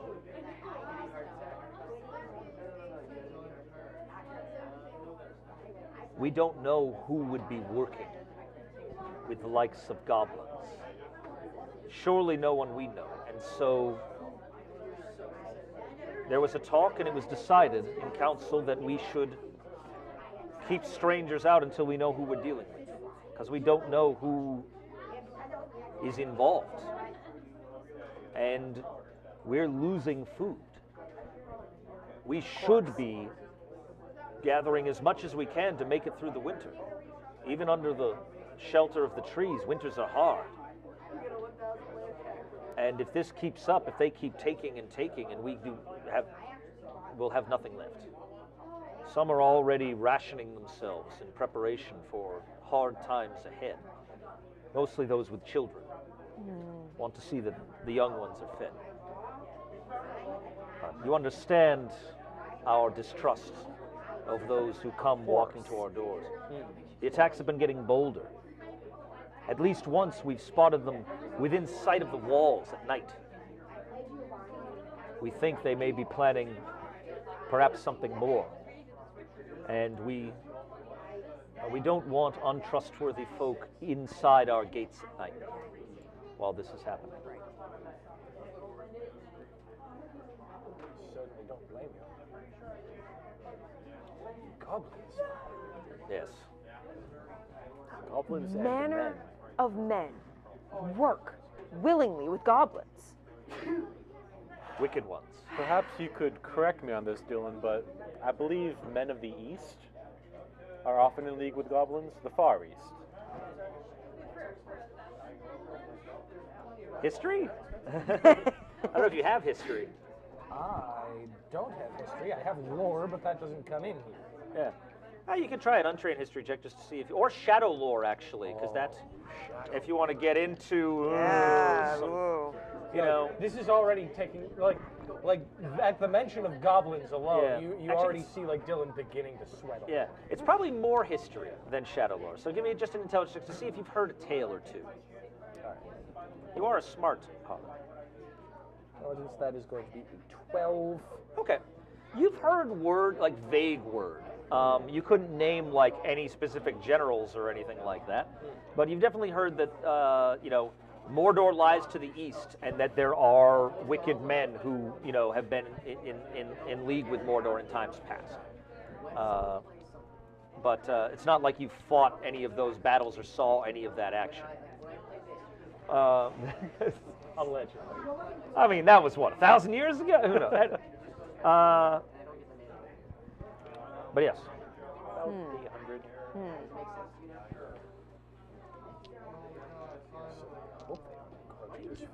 Well, I doubt anyone from the east would be all the way up here. That's a Long long way. journey. Yeah. Just to raid us of our stores, it seems they would be better off going somewhere else. The eastern reaches of Rohan is where they usually fight, but this is, as you say, quite far away. No, we think, or my thinking is it's something else. I don't know where these wicked men came from, and that's part of the problem. We just don't know. If we could find out the truth of it, then we could perhaps find a way to decide which travelers we could let in the gates. I do apologize about the dwarf. He seemed most upset. But there had been an attack that morning. In the pre-dawn hours, someone was out doing early hunting, and we were perhaps not in a charitable mood that day. Especially not after he started insulting us. Nor would you be. I had to hold Odo back from setting the dogs on him. One requires a measure of patience when dealing with dwarves. He was set upon on the way home. Did you hear such? No. Is he all right? Did he live? He's alive. I'll leave it at that. He's alive, but a little worse for wear. I don't like sending people into Mirkwood unprepared. You understand what I'm doing here, or what we're doing here, is for the good of our people. Have they taken anything thus far, other than this food and cattle? You mean prisoners? Not as of yet, but people have managed to run. So far, they haven't been shooting to kill, though one stray arrow did wound a man. Is he all right? Yes, he's doing all right. No lives have been lost yet. No. But now they seem to be setting their sights on the town itself. Now, Only a matter of time. they can't be far. They have to be somewhere within a day or two. But we believe they're in the wood. And it's an easy place to hide.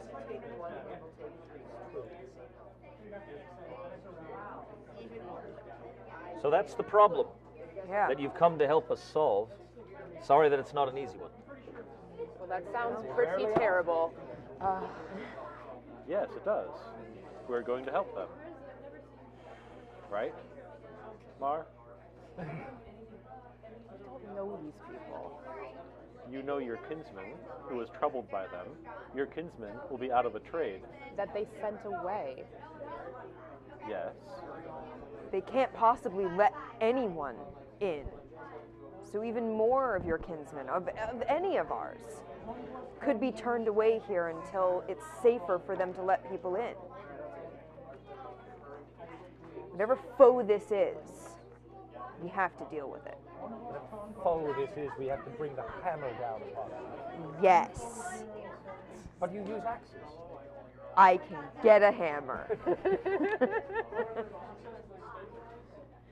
They must have some here. When every foe looks like a nail. Wind up with just like a construction hammer. So the simplest way of putting this to us is, when do we set out? Do we wait for them to come to the village and bring ourselves as part of the counterattack, or do we go out looking for them and preempt them? To go out looking, you'd need someone well versed in wood lore. This is Mirkwood. Do you have trackers? Hello, I'm an elf. Hi there, I'm an elf. I'm from this. We came to this Middle Earth from Krypton. Basically. Pretty much. Well, Does my foreknowledge come into play here at all, or could it? not just yet. Okay. In any case, it's getting on towards, late afternoon by now, after you've had a meal and everything. You probably wouldn't want to set out Not just tonight. yet. Also, two of your party are very tired. It's true. You will be able to take a long rest here. This is a Excellent. place of safety. So you'll be able to actually get a good meal and you sleep in a bed and get rid of that that exhaustion before venturing forth for whatever you decide to do.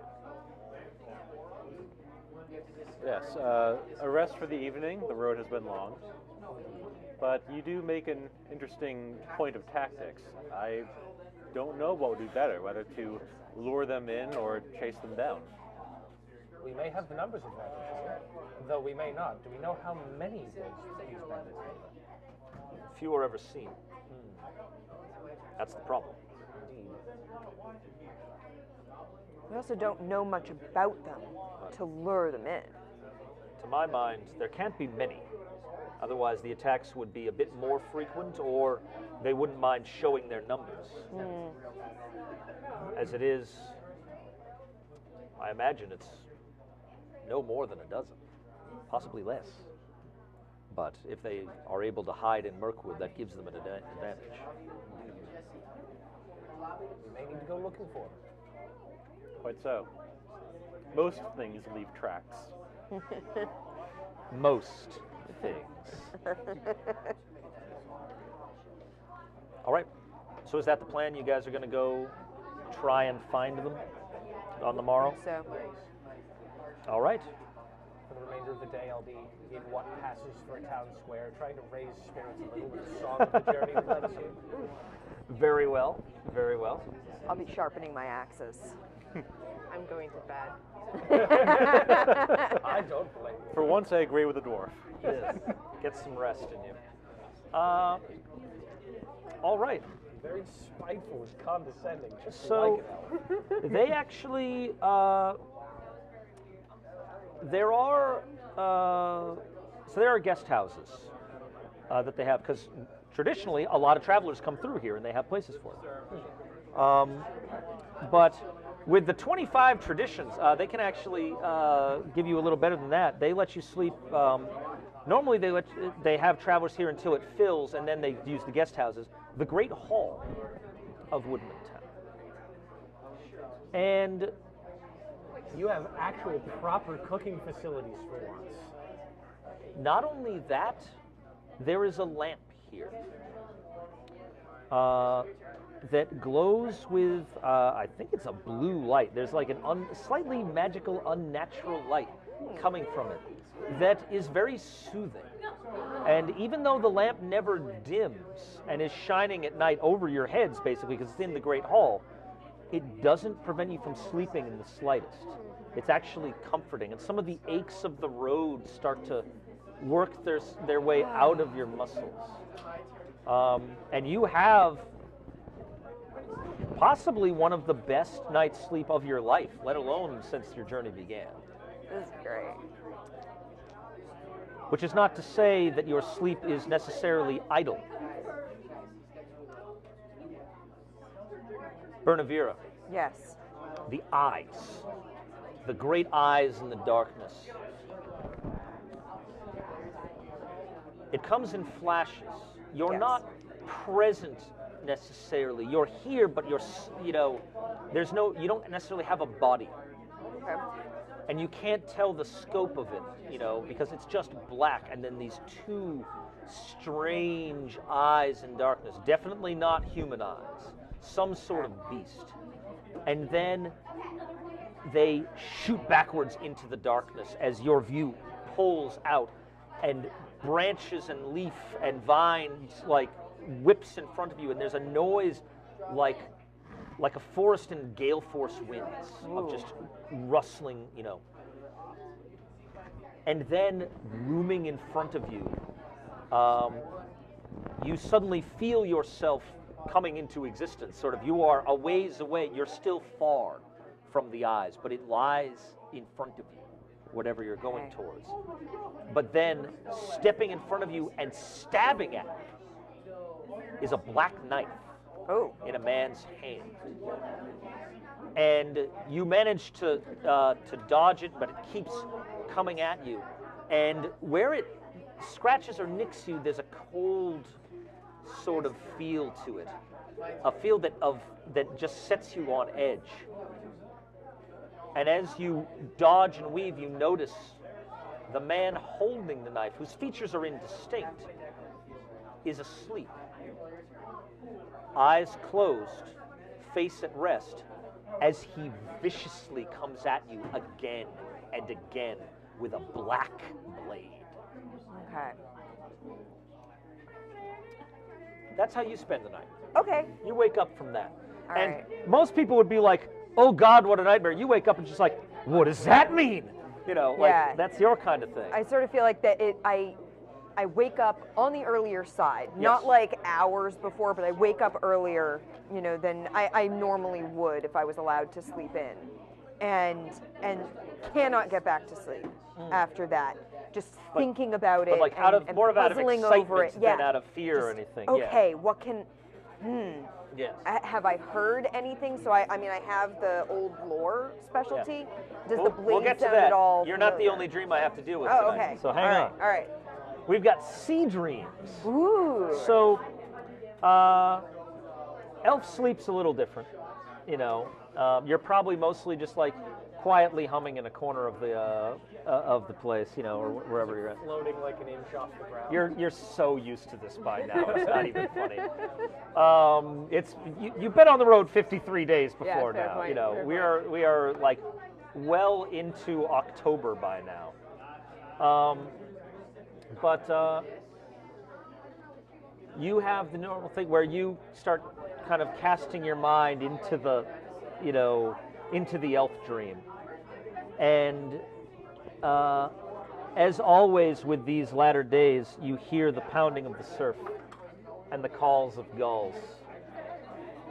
And the gulls, as they sometimes do, speak. There's words mixed into the cries and the sound of the water and the smell of the wind.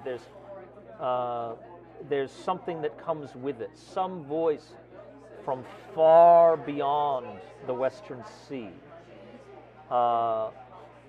that's calling to you, but also the voice is ahead of you, you know? The voice is your future. And so sometimes you get glimmers of knowledge. And tonight is no different. The words that come to you in the ancient tongue are, a heart is lost to greed and weariness. The shadow cuts deeply those who wield it.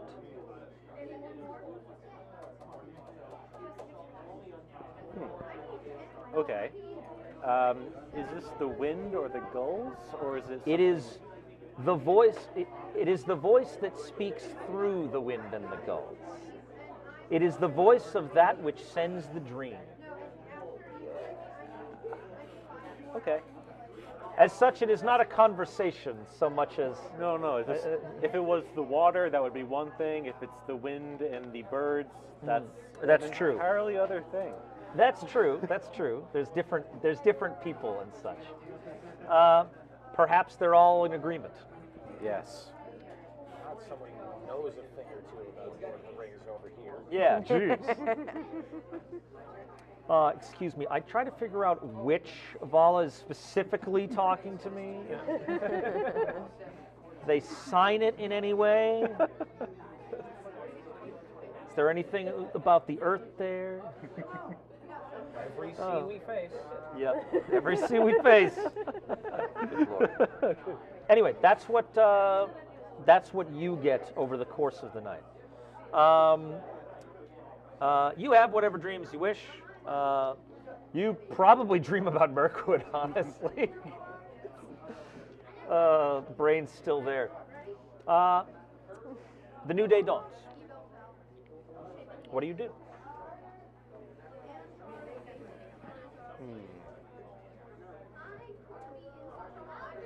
And I've been up for a little while. Yeah, where do I've we been find preparing people? my weapons. What does and morning look like? You're up earlier than usual. I had that dream again. Anything different this time? Yes. There was a man, and he had this knife. Have I ever seen this knife in my dreams before? This is a brand new. This is brand new. Okay. And none of the lore that I've sort of picked up along the way has told me anything about a weapon that looked or felt like this. You can give me a lore roll. Okay. Intelligence lore. You are effectively proficient for, because this is dream-related Yeah. stuff. I mean, I have proficiency in lore, Nice. So it doesn't even matter. yeah. 16? 16. There are weapons that carry significance. Okay. Some are just like the mass-produced crap that that orcs would carry or things like that. Elven weapons bear a little bit of their nature in them. Okay. This thing felt bad. So you imagine if it's not just a metaphor, if it's an actual blade, Yeah. it might be like a kind of nasty orc knife that might be held by someone important, Okay. or something worse. Okay. But probably something bad. Okay. You're not sure if associated specifically with the enemy, but definitely There's something bad about it. It yes, just, the it's- vibe you're getting it's off not it is, right. if that's an actual thing, if that item exists, you would be wary of it. Yeah. It was cold, and the man holding it was asleep, not in control of himself. And I don't know what that means. I don't know if it means that these men are being controlled, or whether there's something about sleep. I don't know. I don't know enough. Shadow lore pick anything up about that knife? Give me shadow lore. do it. Let's see what you know. That is, I'm going to call that cocked. Yeah, that was Yeah. on the slopes. That is a 15, Okay, which I am willing to take. cool. Hold on to my inspiration. So, with that in mind, so just like thinking of like, okay, bad weapons, and things like that. Bad black knife, cold to the cut. You are not far from Dol Guldur, or you are not far enough from Dol Guldur. Let's call it that. It's a ways far travel enough from from here. Dol Southern Guldur. Southern Mirkwood is a ways away, but like the heart of Mirkwood is also not a good place, and you're right near that. And there are, the orcs of the mountains of Mirkwood and such. But Dol Guldur is there. And the necromancer was long a corrupting influence, which has been lifted in recent days, because optimism. The world's such a wonderful place right now. It's great. But that doesn't mean that place isn't shaped by the evil that's been there for so long. If this is not an Easterling who's going on a very odd vacation, it's possible that this has something to do with the nearness of that. Some evil out of Dol Guldur. Perhaps there's some evil that lurks there still that has now decided to master other people, that's like puppeteering them or coercing them, or just like awakening the greed in them, because this stuff, there is a little wickedness in everyone. Absolutely everyone. As you well know, you can feel it within you. You have to resist it day by day. Awakening the greed in people. Potentially. I remember that being an important word in your dream. Well, yeah. That you haven't, that he hasn't mentioned. We'll get there. Well, the important thing that I was sort of waiting for, do you describe the knife as black? 'Cause that was Yes. the adjective I was waiting for. Okay. Yeah. That would prompt me. I, too, had a dream. A dream where a voice from the west told me that darkness cuts deep. And I cannot help but see the similarities. Have you ever had this dream? You have the sea dreams. Yeah. They Not bad. sometimes whisper to you. They've never talked on this specific topic before. I've never heard these words. Seems we're being given a bit of a port. I think we need to go. We need to go as soon as possible. I'm being eager, by the way. Need that inspiration back? I have it, actually. You're just doing it for fun. I'm just doing it for fun. I'm just... Awesome. Because she would be. She would be very eager to get going. So. Yes. At that point, I drop incredibly overloaded plates of heavy, staying home and eating food in front of everybody. Oh, And nice. I have a pipe that I somehow got. I didn't come with that pipe. And pipe, Did you take his pipe? No. Because he totally has one. maybe. Theft misdeed. Shadow points. Do you want to steal his? No. That's No. that'll be That fine. said, if you somehow produce a pipe, I will share my pipe. I mean, maybe I somehow produce a pipe, but it's not his. Yeah. Excellent. I don't know Excellent. where you got that. If That you doesn't mean I'm less if you willing to share decide my pipe weed. if you decide that you procured a pipe, Oh, procured a pipe I did. then go ahead and take that shadow point. Yes. Absolutely. Oh, Regret boy. nothing. It's just didn't know you had a pipe. You can share your pipe weed. By the way, you are proficient in pipes. Of course. Uh, I know what so I'm doing. yes, Well, that's a thing. that's actually a thing. Actually, So good. Yes, there it is. Proficiencies, pipes. yeah, you are proficient in pipe weed. I've known people. What sort of things are you blowing? I would assume more elaborate than rings. Well, I don't exactly have that sort of proficiency, but Well, sure you do. You're proficient in pipes. Proficient in pipes. Well, you can't necessarily make a boat that sails through. That's a little ridiculous, but you know. But you could make like a spiral or something. That would be super cool. it's like a ring and then an arrow through it. Nice. Nice. By the way, if you are, there's actually a thing you can do with pipe weed. There's a thing you can use that proficiency for. Oh no! If you feel like it. I believe I read this. So if you are posed with a problem, and this doesn't necessarily qualify just now because you've got it's not a particular thing, but if you're trying to like figure out a door or something, and you smoke for an hour, I can mull it over. you can mull it over. You make a pipe check, an ability check using that against DC 15, and on a success, you get advantage on the immediate follow-up check based on what you figured out. It says on a failure, you wasted an hour but had a good smoke. This is a Tolkien thing, kids. Smoking's bad, but Pipe weed is not tobacco. It's something yes, very it is. different. It is something else. It's magic hobbit stuff. Magic hobbit weed. Yes. Awesome. So yes, you've been loaded down with big plates of eggs Loaded and for such. bear.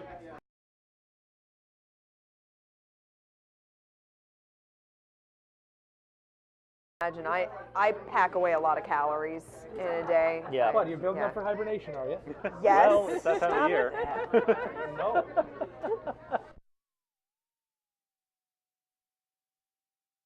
I have to build up the cows. It's almost more than I can bear. So who's going to break the news to Mar about the plan here? All right, so I'm ready to take a nap. We're heading back A into nice Mirkwood.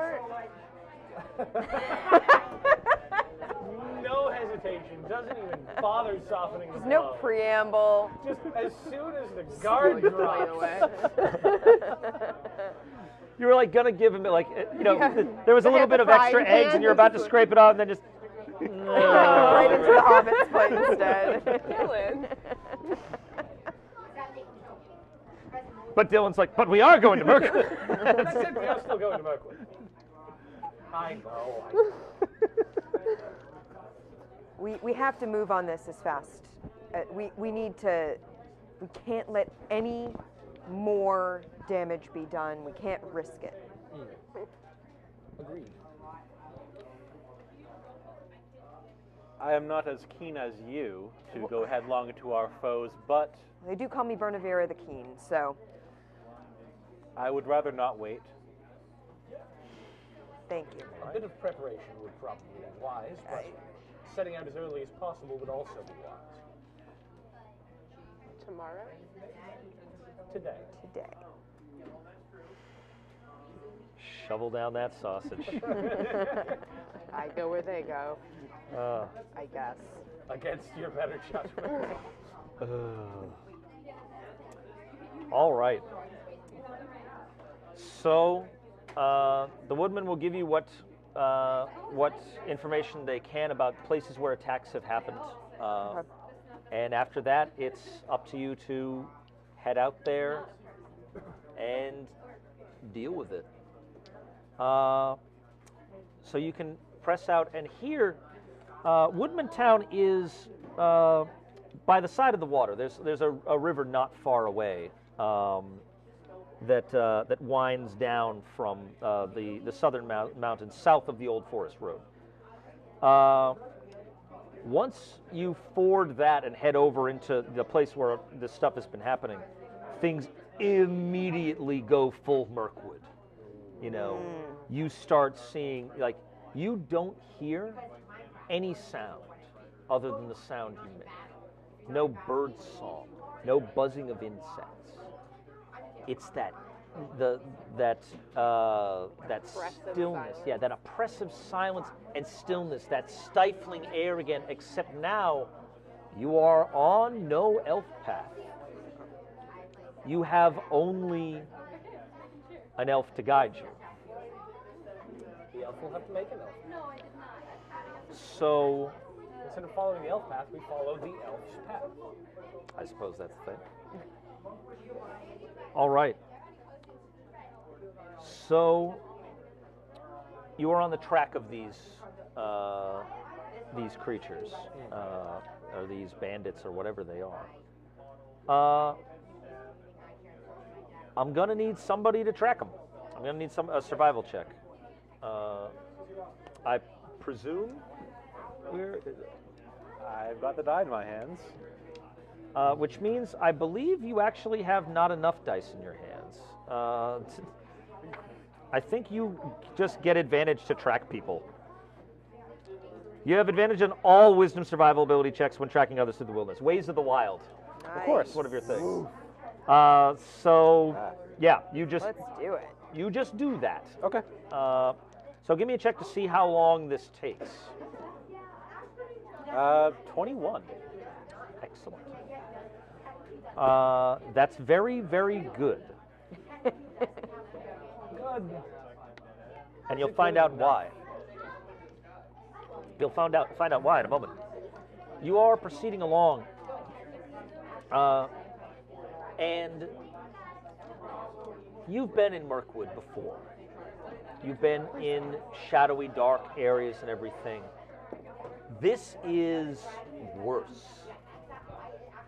There's those black squirrels, that occasionally pop up to watch you, but it also feels like the trees themselves are watching you. You keep having to wind around things, or thorns tug at you. The whole place almost seems as if it's angry with you. There's like a seething feeling underneath everything that makes you feel more and more that you don't belong. And it starts to wear in, Not supposed to be here. And the deeper you go, the more that tiny little thought in the back of your head grows that you may never come back out. I need wisdom saving throws from all of you. You have advantage. I say, this is corruption, isn't it? It totally is. Nice. 16. Good. 16. Good. 20. Good. 20. Excellent. Hold it together, everyone.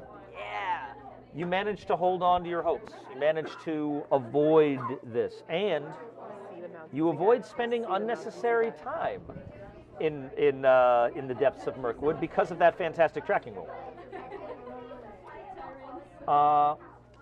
You proceed on. You're following these tracks, and they go deep, and they are angling slightly south.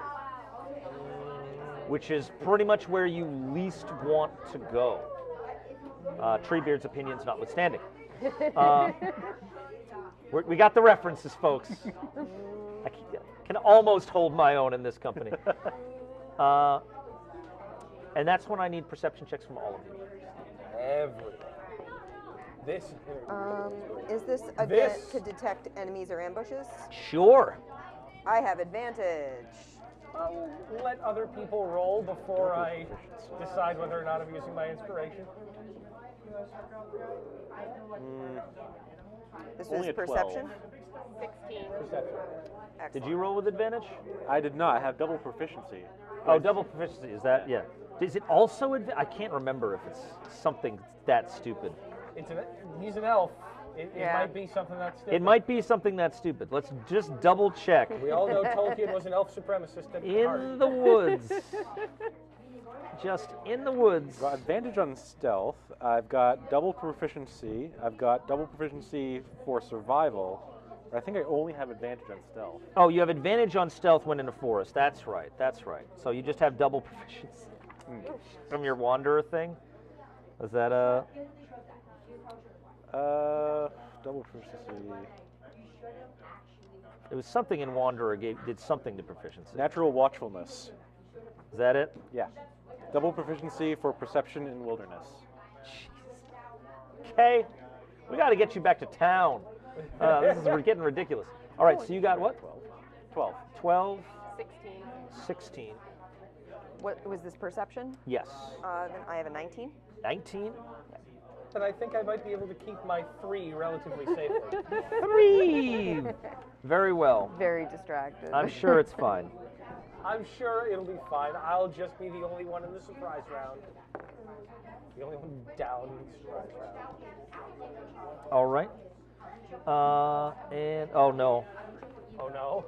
Oh no. I need 2 books open at once. Oh, Oh So no. I didn't have a chance to put all my monsters in one basket. All right, here we go. I apologize for the delays, everyone. That's fine. We got half an hour. Good Lord, are you watching my rolls? Just that one. Okay. I'm halfway behind the screen at this point. That's It's a true. little hard That's to true. miss. All right. So you're proceeding along following those tracks. And let's see, what do we got here? Sorry, I forgot. What was our highest rolls? You had a I had a 19. You had a 19. 19, 12, 16. All right. So you're proceeding along, and following this track, you haven't found. It's starting to. There were like little things, signs of like a person or two, like small things. But now they're collecting together. Other trails are kind of like coming together. Signs of more people. Not many. Still only a very small group, but this is showing signs of being more well-traveled. You think you're closing in on the camp. You get that creepy feeling at the back of your neck. You know for a fact someone's here. Yeah. You don't see anyone yet, but you know it. What do you do? I try to quietly alert the rest of my party that I know Oh, someone's here. this is spider sense levels. This is not, Okay. oh, maybe this is a, oh Yeah. no, like you thought you heard like the whisper of like a blade or something. Like Okay. it's your warrior sense is like, something's here. Yeah. This is Like- not, hey, maybe we should, this is, This axes is out. guys. Get ready. This is, we Yeah. hear her draw her axe. Yeah. Yeah. I'm my axe is at the ready, and I am alert. Okay. And I mean, we have been traveling together, so that's like hand signal to be like, that's as loud as a shout. Yeah. Basically, when you swivel around and do Yeah. that, that means it's on. Like, I see everyone else get ready. It's just, oh. All right. Looking around for my bow. And when you turn and look and everything, you see the cloaked figures of 3 men in the bushes. You're the only one who spots them. They are exceptionally well hidden. I'm going to need initiative. Whoa. Excellent. Let's see if they roll as well on initiative as they did on high Less checks. excellent. But Are you going to be taking part in this battle, Mar? want to do the Tomorrow, I said. All right, I have some thugs that'll be going on Back to 16. And And I have some cowards that'll be going on 7. We just won't Nice. worry too much about I love what's like going character wonderful roles, right? Uh, I don't want to be part of this on battle. there. So let's start with the most alert person, Bernavira. I got a 15. 15, so just behind these Yeah. guys, but at least you'll see them coming. Dylan, 10. 10, right middle of the road. Mar, 3. I don't want to be part of this battle. just here. We'll just drop you over there. That's fine. And Revian, 21. 21. All right. So this is perfect. Nice. Whoops, whoops, whoops. Don't drop my book on the floor. Good Lord. These are expensive. Help. All right. There we go. So Oh my. right now, so Bernavira instantly, grabs her axe and, is looking off towards the bushes and definitely like, someone's here, something's up. Revian, you didn't spot them yet, but it is your go. I will hold my action until something emerges from the shadows. Okay. Just so like ready in action to Yes, to to shoot loose something. the arrow. Yeah, Yep. to loose an arrow. Okay, so get an arrow. All right. You shoot.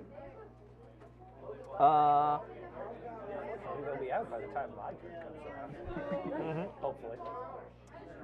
all right. Hopefully not.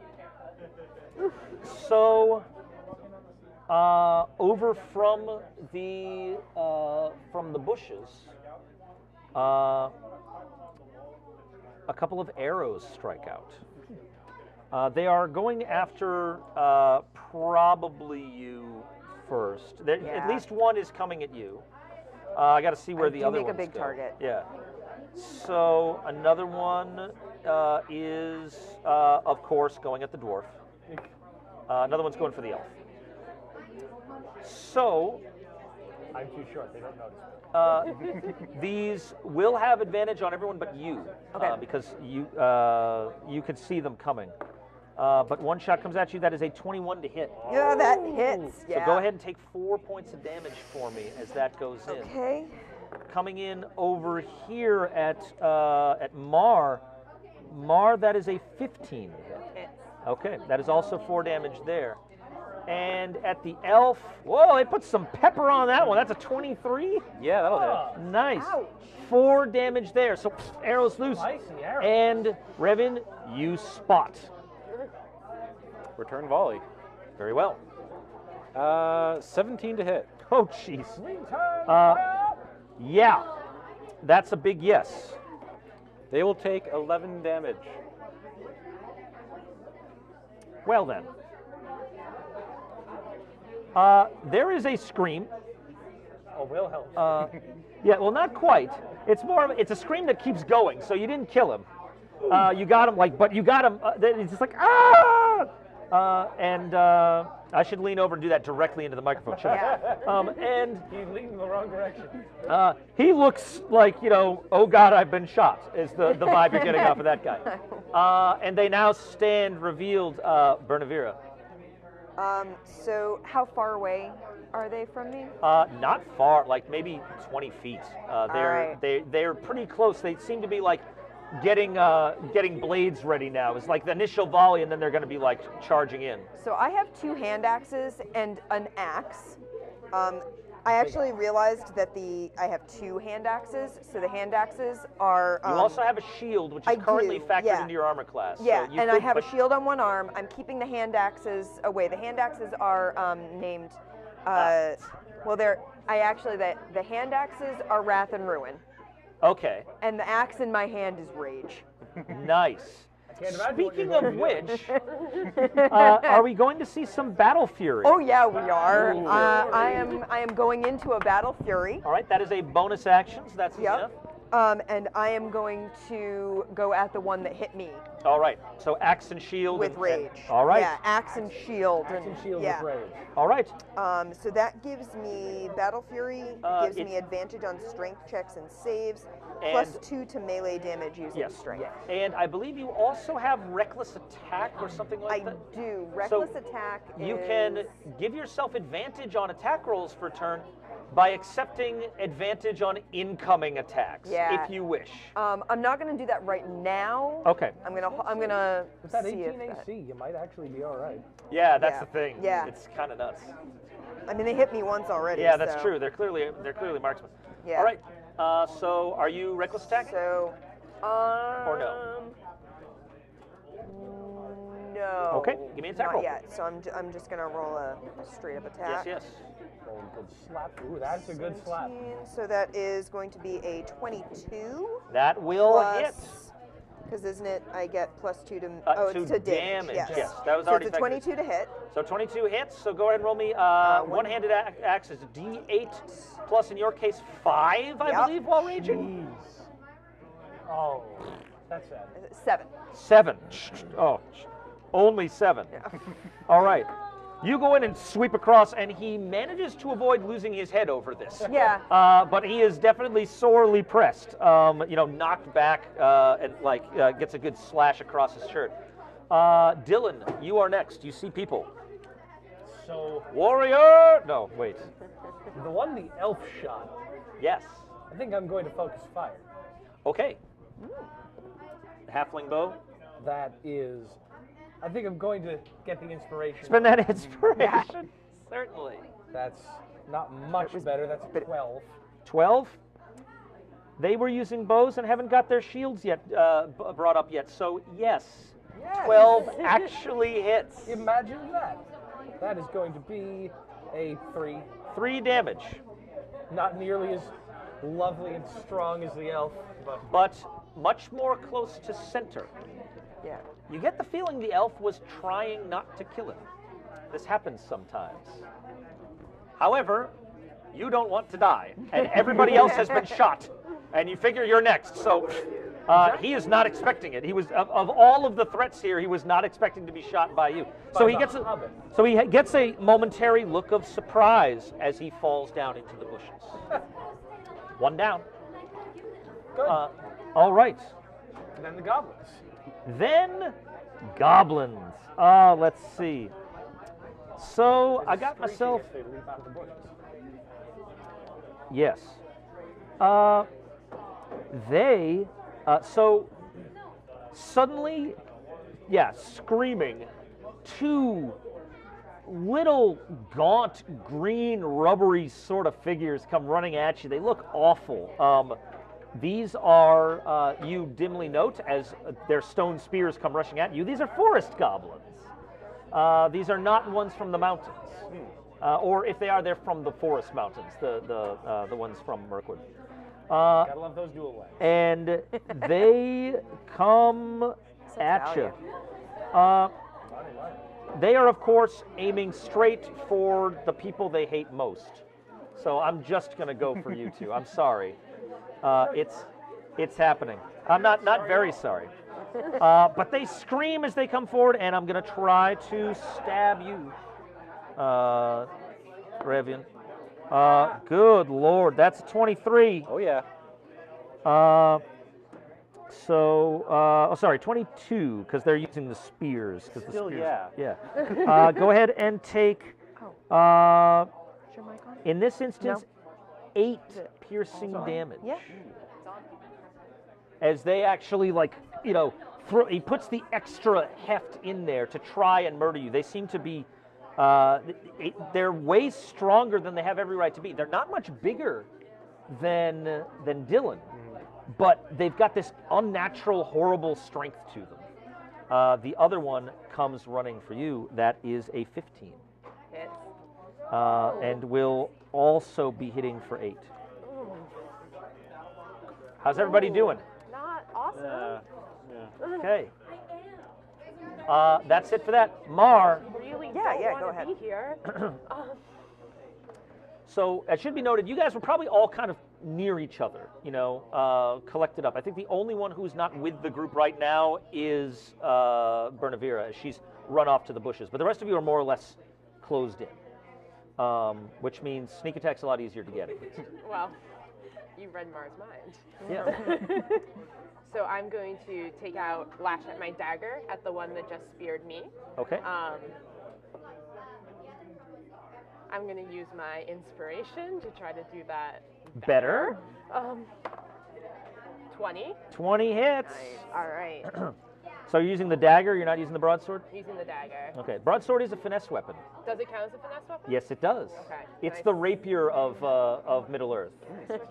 Yes, you can switch to the broadsword. Okay, cool. I totally broadsword. Yeah, so that's a D8. Don't forget, are you doing your damage or are you going to steal from him? Oh, I'm totally stealing from him. He doesn't have much worth stealing. He's Don't wearing. care. He's got one jagged, crappy knife at his belt. Otherwise, he's almost naked. I can't take the spear. It has to be something he's not wielding. Yeah. All right, and then maybe I'll do the extra attack. What does it give me? One. It's you are third level. It's 2d6 extra damage. Okay, I'll do So roll that. 1d8 plus 2d6 plus. Just roll it all at once. So Plus 2. good. 10, 12, 14. 14 damage. Rogues are so much fun. Are you striking to kill or incapacitate this goblin?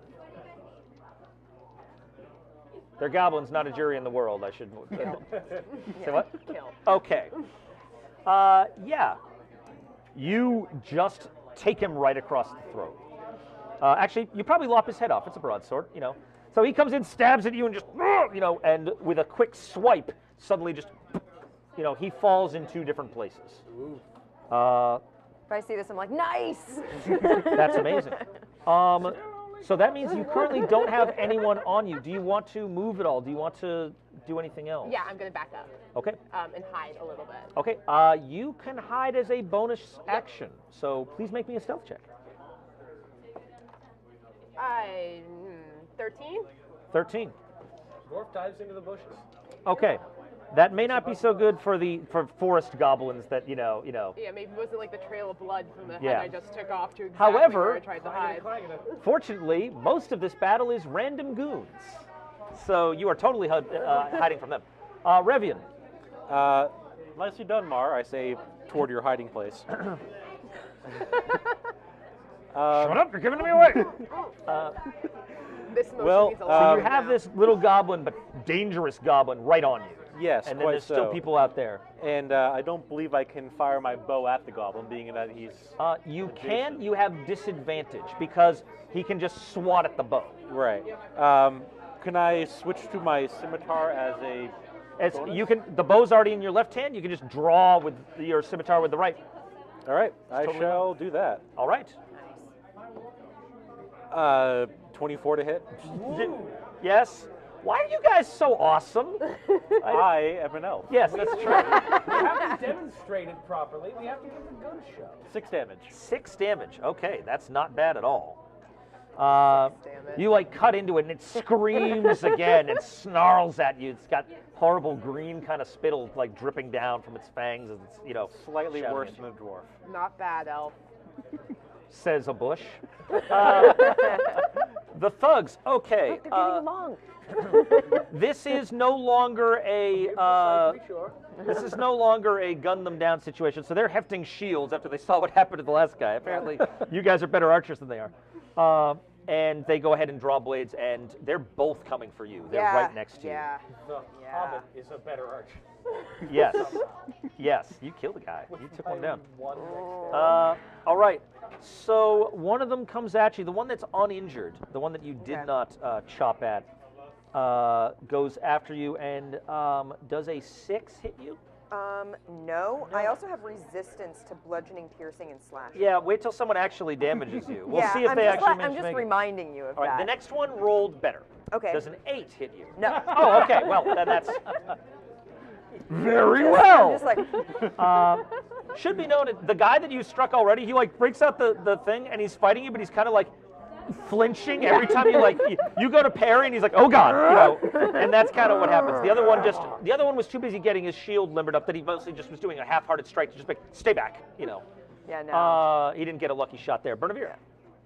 I am going to take another swipe at the. Now, Because I didn't kill the guy I No, already. so do you want to go for the wounded one to try and take him down, or do you want to go for the hale and hearty one to put the fear of Bjorn into him? I mean, there's 2 ways to go here. how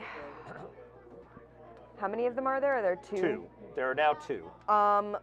Let's hit the not hit one. Okay. Let's go for it. Try to, spread your legend here. Yeah. We do need to leave one of them alive to spread the tales. I know. No. And also to interrogate. No. What'd you get? 4. I'm Oh. using my inspiration. Very well. Before without anything added to it, but Yeah, but that would have been a 9. So Yeah, probably yeah, 9. no. I mean, What we got? worse. so a 9 then. So, Excellent. Yeah. All right. So you swing. He manages to get his shield up, Yeah. and he's still got some courage in him. So he thinks, all right, I can take this. screaming Like, woman. it's fine. It should be Yeah. good. Dylan. So the dwarf just dove into the bushes. The elf is still there and is taking an arrow and a good stab. And is now is fighting a goblin by himself.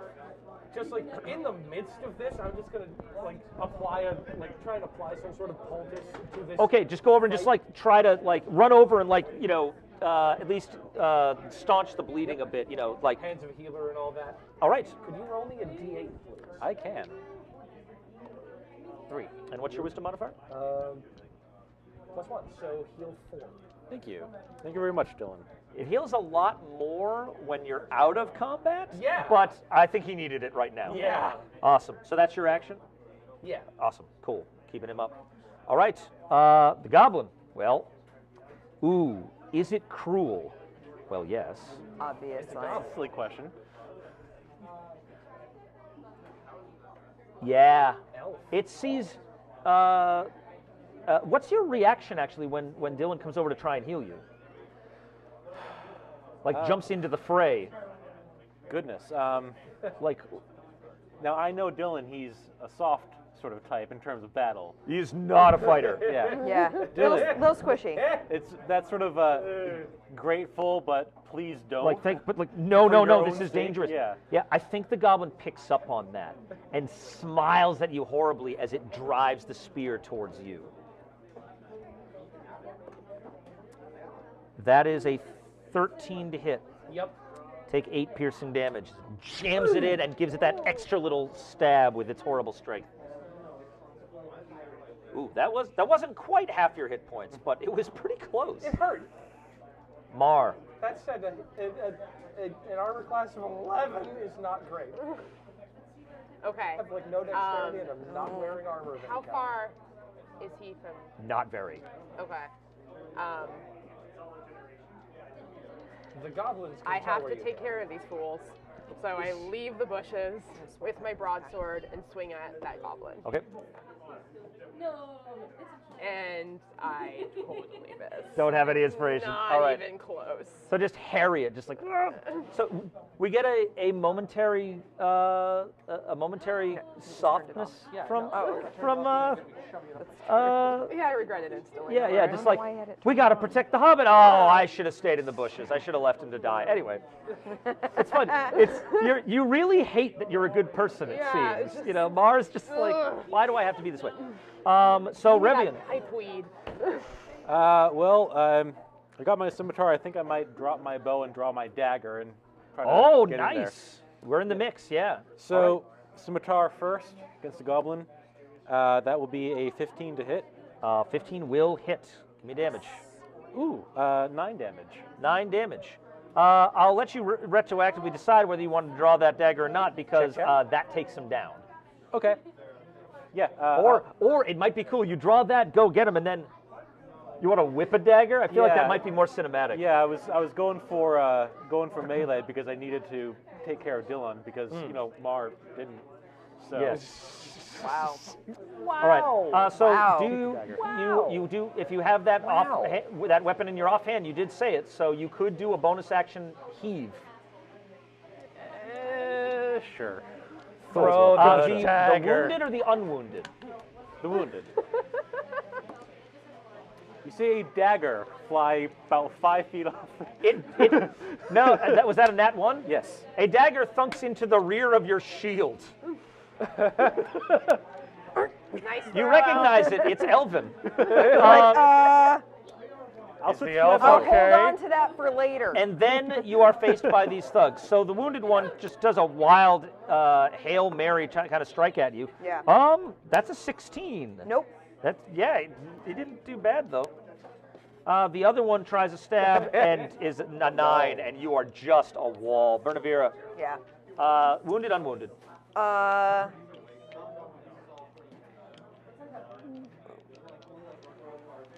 Quickly, please. We have 10 Unwounded, minutes. unwounded. Thank you. Yeah. Okay. So that's going to be a 23, Awesome.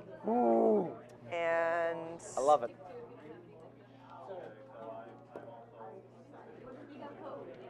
12. Very. Oh my God. Okay. Speaking of taking heads off, Christ. You don't, Yeah. but you wound him. So you wound him in a way that's very painful.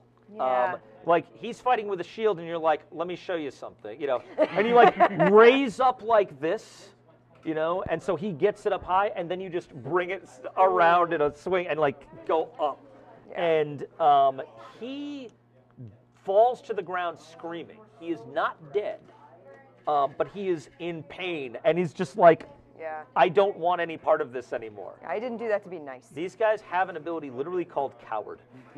They both look shaken at this point. They do not look like they're okay. Dylan, both goblins are dead. There are 2 very, very frightened men.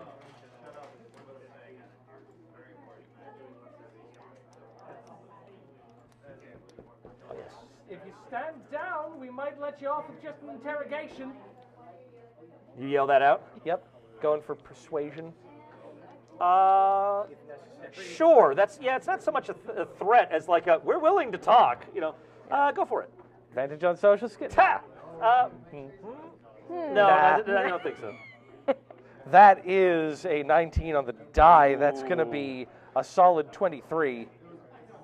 The guy on the ground is just like screaming still. The other guy who's standing is like, does she agree to that?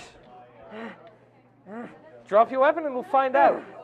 He pitches his weapon. He doesn't drop it, he throws it away. The other guy like feebly tosses it a couple feet, because he's on the ground like crying practically. They surrender. Does anyone continue that fight? I guess it goes to Mar. Mar, are you feeling vindictive? Is there anything worth grabbing off of them? Are those axes of particular quality? Or whatever weapons they were wielding? They've got knives. If you want to take a trophy off them, Maybe. Maybe I won't. Actually, they truly- probably have a bit of. They might have a coin purse or something. Can I just grab it off the one off the ground? Certainly. Do you want me to roll sleight of hand or? No, No, we're used to it. You can't This is stop it. sneaky You've at won, this basically. point. Awesome. That'll net you 4 silver pennies. And a shadow point. Only 1 though. By the way, for anyone else who sorry. decides stealing is a good idea, that's 3 shadow points per theft. Because we're not We're treasure not hunter. Yeah, but Treasure expert hunter. treasure hunters, hunter. it's easier. Thank you. So expert treasure hunter, mind you. If you prefer, some do. the thugs, in exchange for their lives, will gladly tell you everything, and they tell you they spin a story of that it was never their idea. It was Geralt's idea. Geralt, you say? Who's Geralt? Woodman, the hunter. He's the one. He leads us. Even managed to bring those goblins to heal. He's at the camp. Let us live. We'll show you the way. Be watching you. Walk. Yeah. At walk, the guy who's been severely wounded is just like, oh, I don't want to, but And they will take you to a small camp. There's just a few tents, and then a really ratty lean-to that smells awful, where you think the forest goblins were. And then there's a slightly larger and better tent. And there's smoke coming from a spot. There's like probably a fire pit inside. Let's make a And- lot more smoke comfort. Sarah, fight? No. And heading in, 5 shadow points. there is a man in there. And he's sitting on the other side of the fire, kind of staring into it. And he doesn't look up as you enter. But you notice in his right hand, he's holding a black iron knife. And he's kind of just like tapping it against his leg. Are his eyes open? Yes, Okay. but he's just tapping. Does he notice us? He hasn't made any response. He hasn't looked up. But you're walking into the tent. It's not like you're being subtle. You know, Yeah. he probably knows you're there. It's a nice knife. Where'd you get it? I presume we have weapons at the ready. Oh, yeah, I have my axe. Yeah, out, absolutely. and if I hadn't had mine out, as soon as I saw that blade, Yeah. Yeah, you're just like- I'm like, I that's found it. Where? maybe you should unfind it. Come to steal it from me. When was the last time you put it down? He like stops tapping for a second at that. You need a weapon by your side in Mirkwood. It's hard living. Too hard. And your axes weren't enough. Hunting. Scrabbling for what Mirkwood deigns to give us from its clenched fist. And why? There's so much food outside. Far easier to take what's already been gathered. And in so doing, you damn your own kinsmen. Your own Kids. flesh and blood. You would do this to the people that raised you, your own family. It's the blade. It's evil. Please, I don't ask. I don't want to take anything from you. Just please, put the knife down. Does anyone else say anything along with this? Or are you all letting Dylan take lead? Yeah. All right. Give me persuasion. That was very heartfelt. Did you already use your inspiration? I think you did, right? No, I didn't. Didn't you? Oh no, you didn't have to. You were ready to. So I'm going to. Might as well. It's the last I roll of the used game. mine, so That Wow. is a 24. You watch an internal battle happen, and then, sort of on a, you see a kind of pride come up. It's almost it's anger, but it's not like anger at like I'm gonna murder you kind of anger, but like you think It's that a- I it's I a need how did- this. You know, how did it come to like, this sort of- no, more like a I am the master of this place. And he actually says like like I don't need a knife. Like I fear nothing in Mirkwood. And he sets it down and he stands up and then he kind of sways a little bit and does not look all right, but seems like he deflates a little bit. As soon as that happens, I am pulling out a cloth and wrapping this blade. yes. Cool. I'm going to need to study that. I'm not sure I want you touching it. In my dream, I need to know about it. I understand that. Oh, does he? Lure of Secrets is his shadow weakness. In any event, you can head back.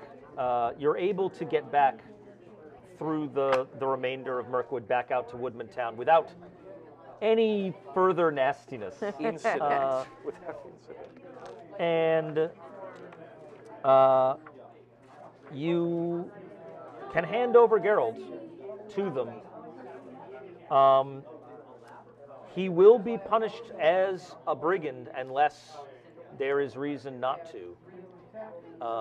If you present the I will blade present as the blade and say that it was influencing him. It was corrupting him.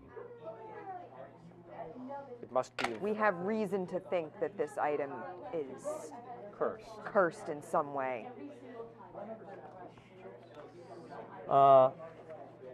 they'll agree to show some mercy, though he's going to have to work it off, as will the others who were actually just brigands. They were like weak-hearted, highwaymen that he was wrangled to his cause.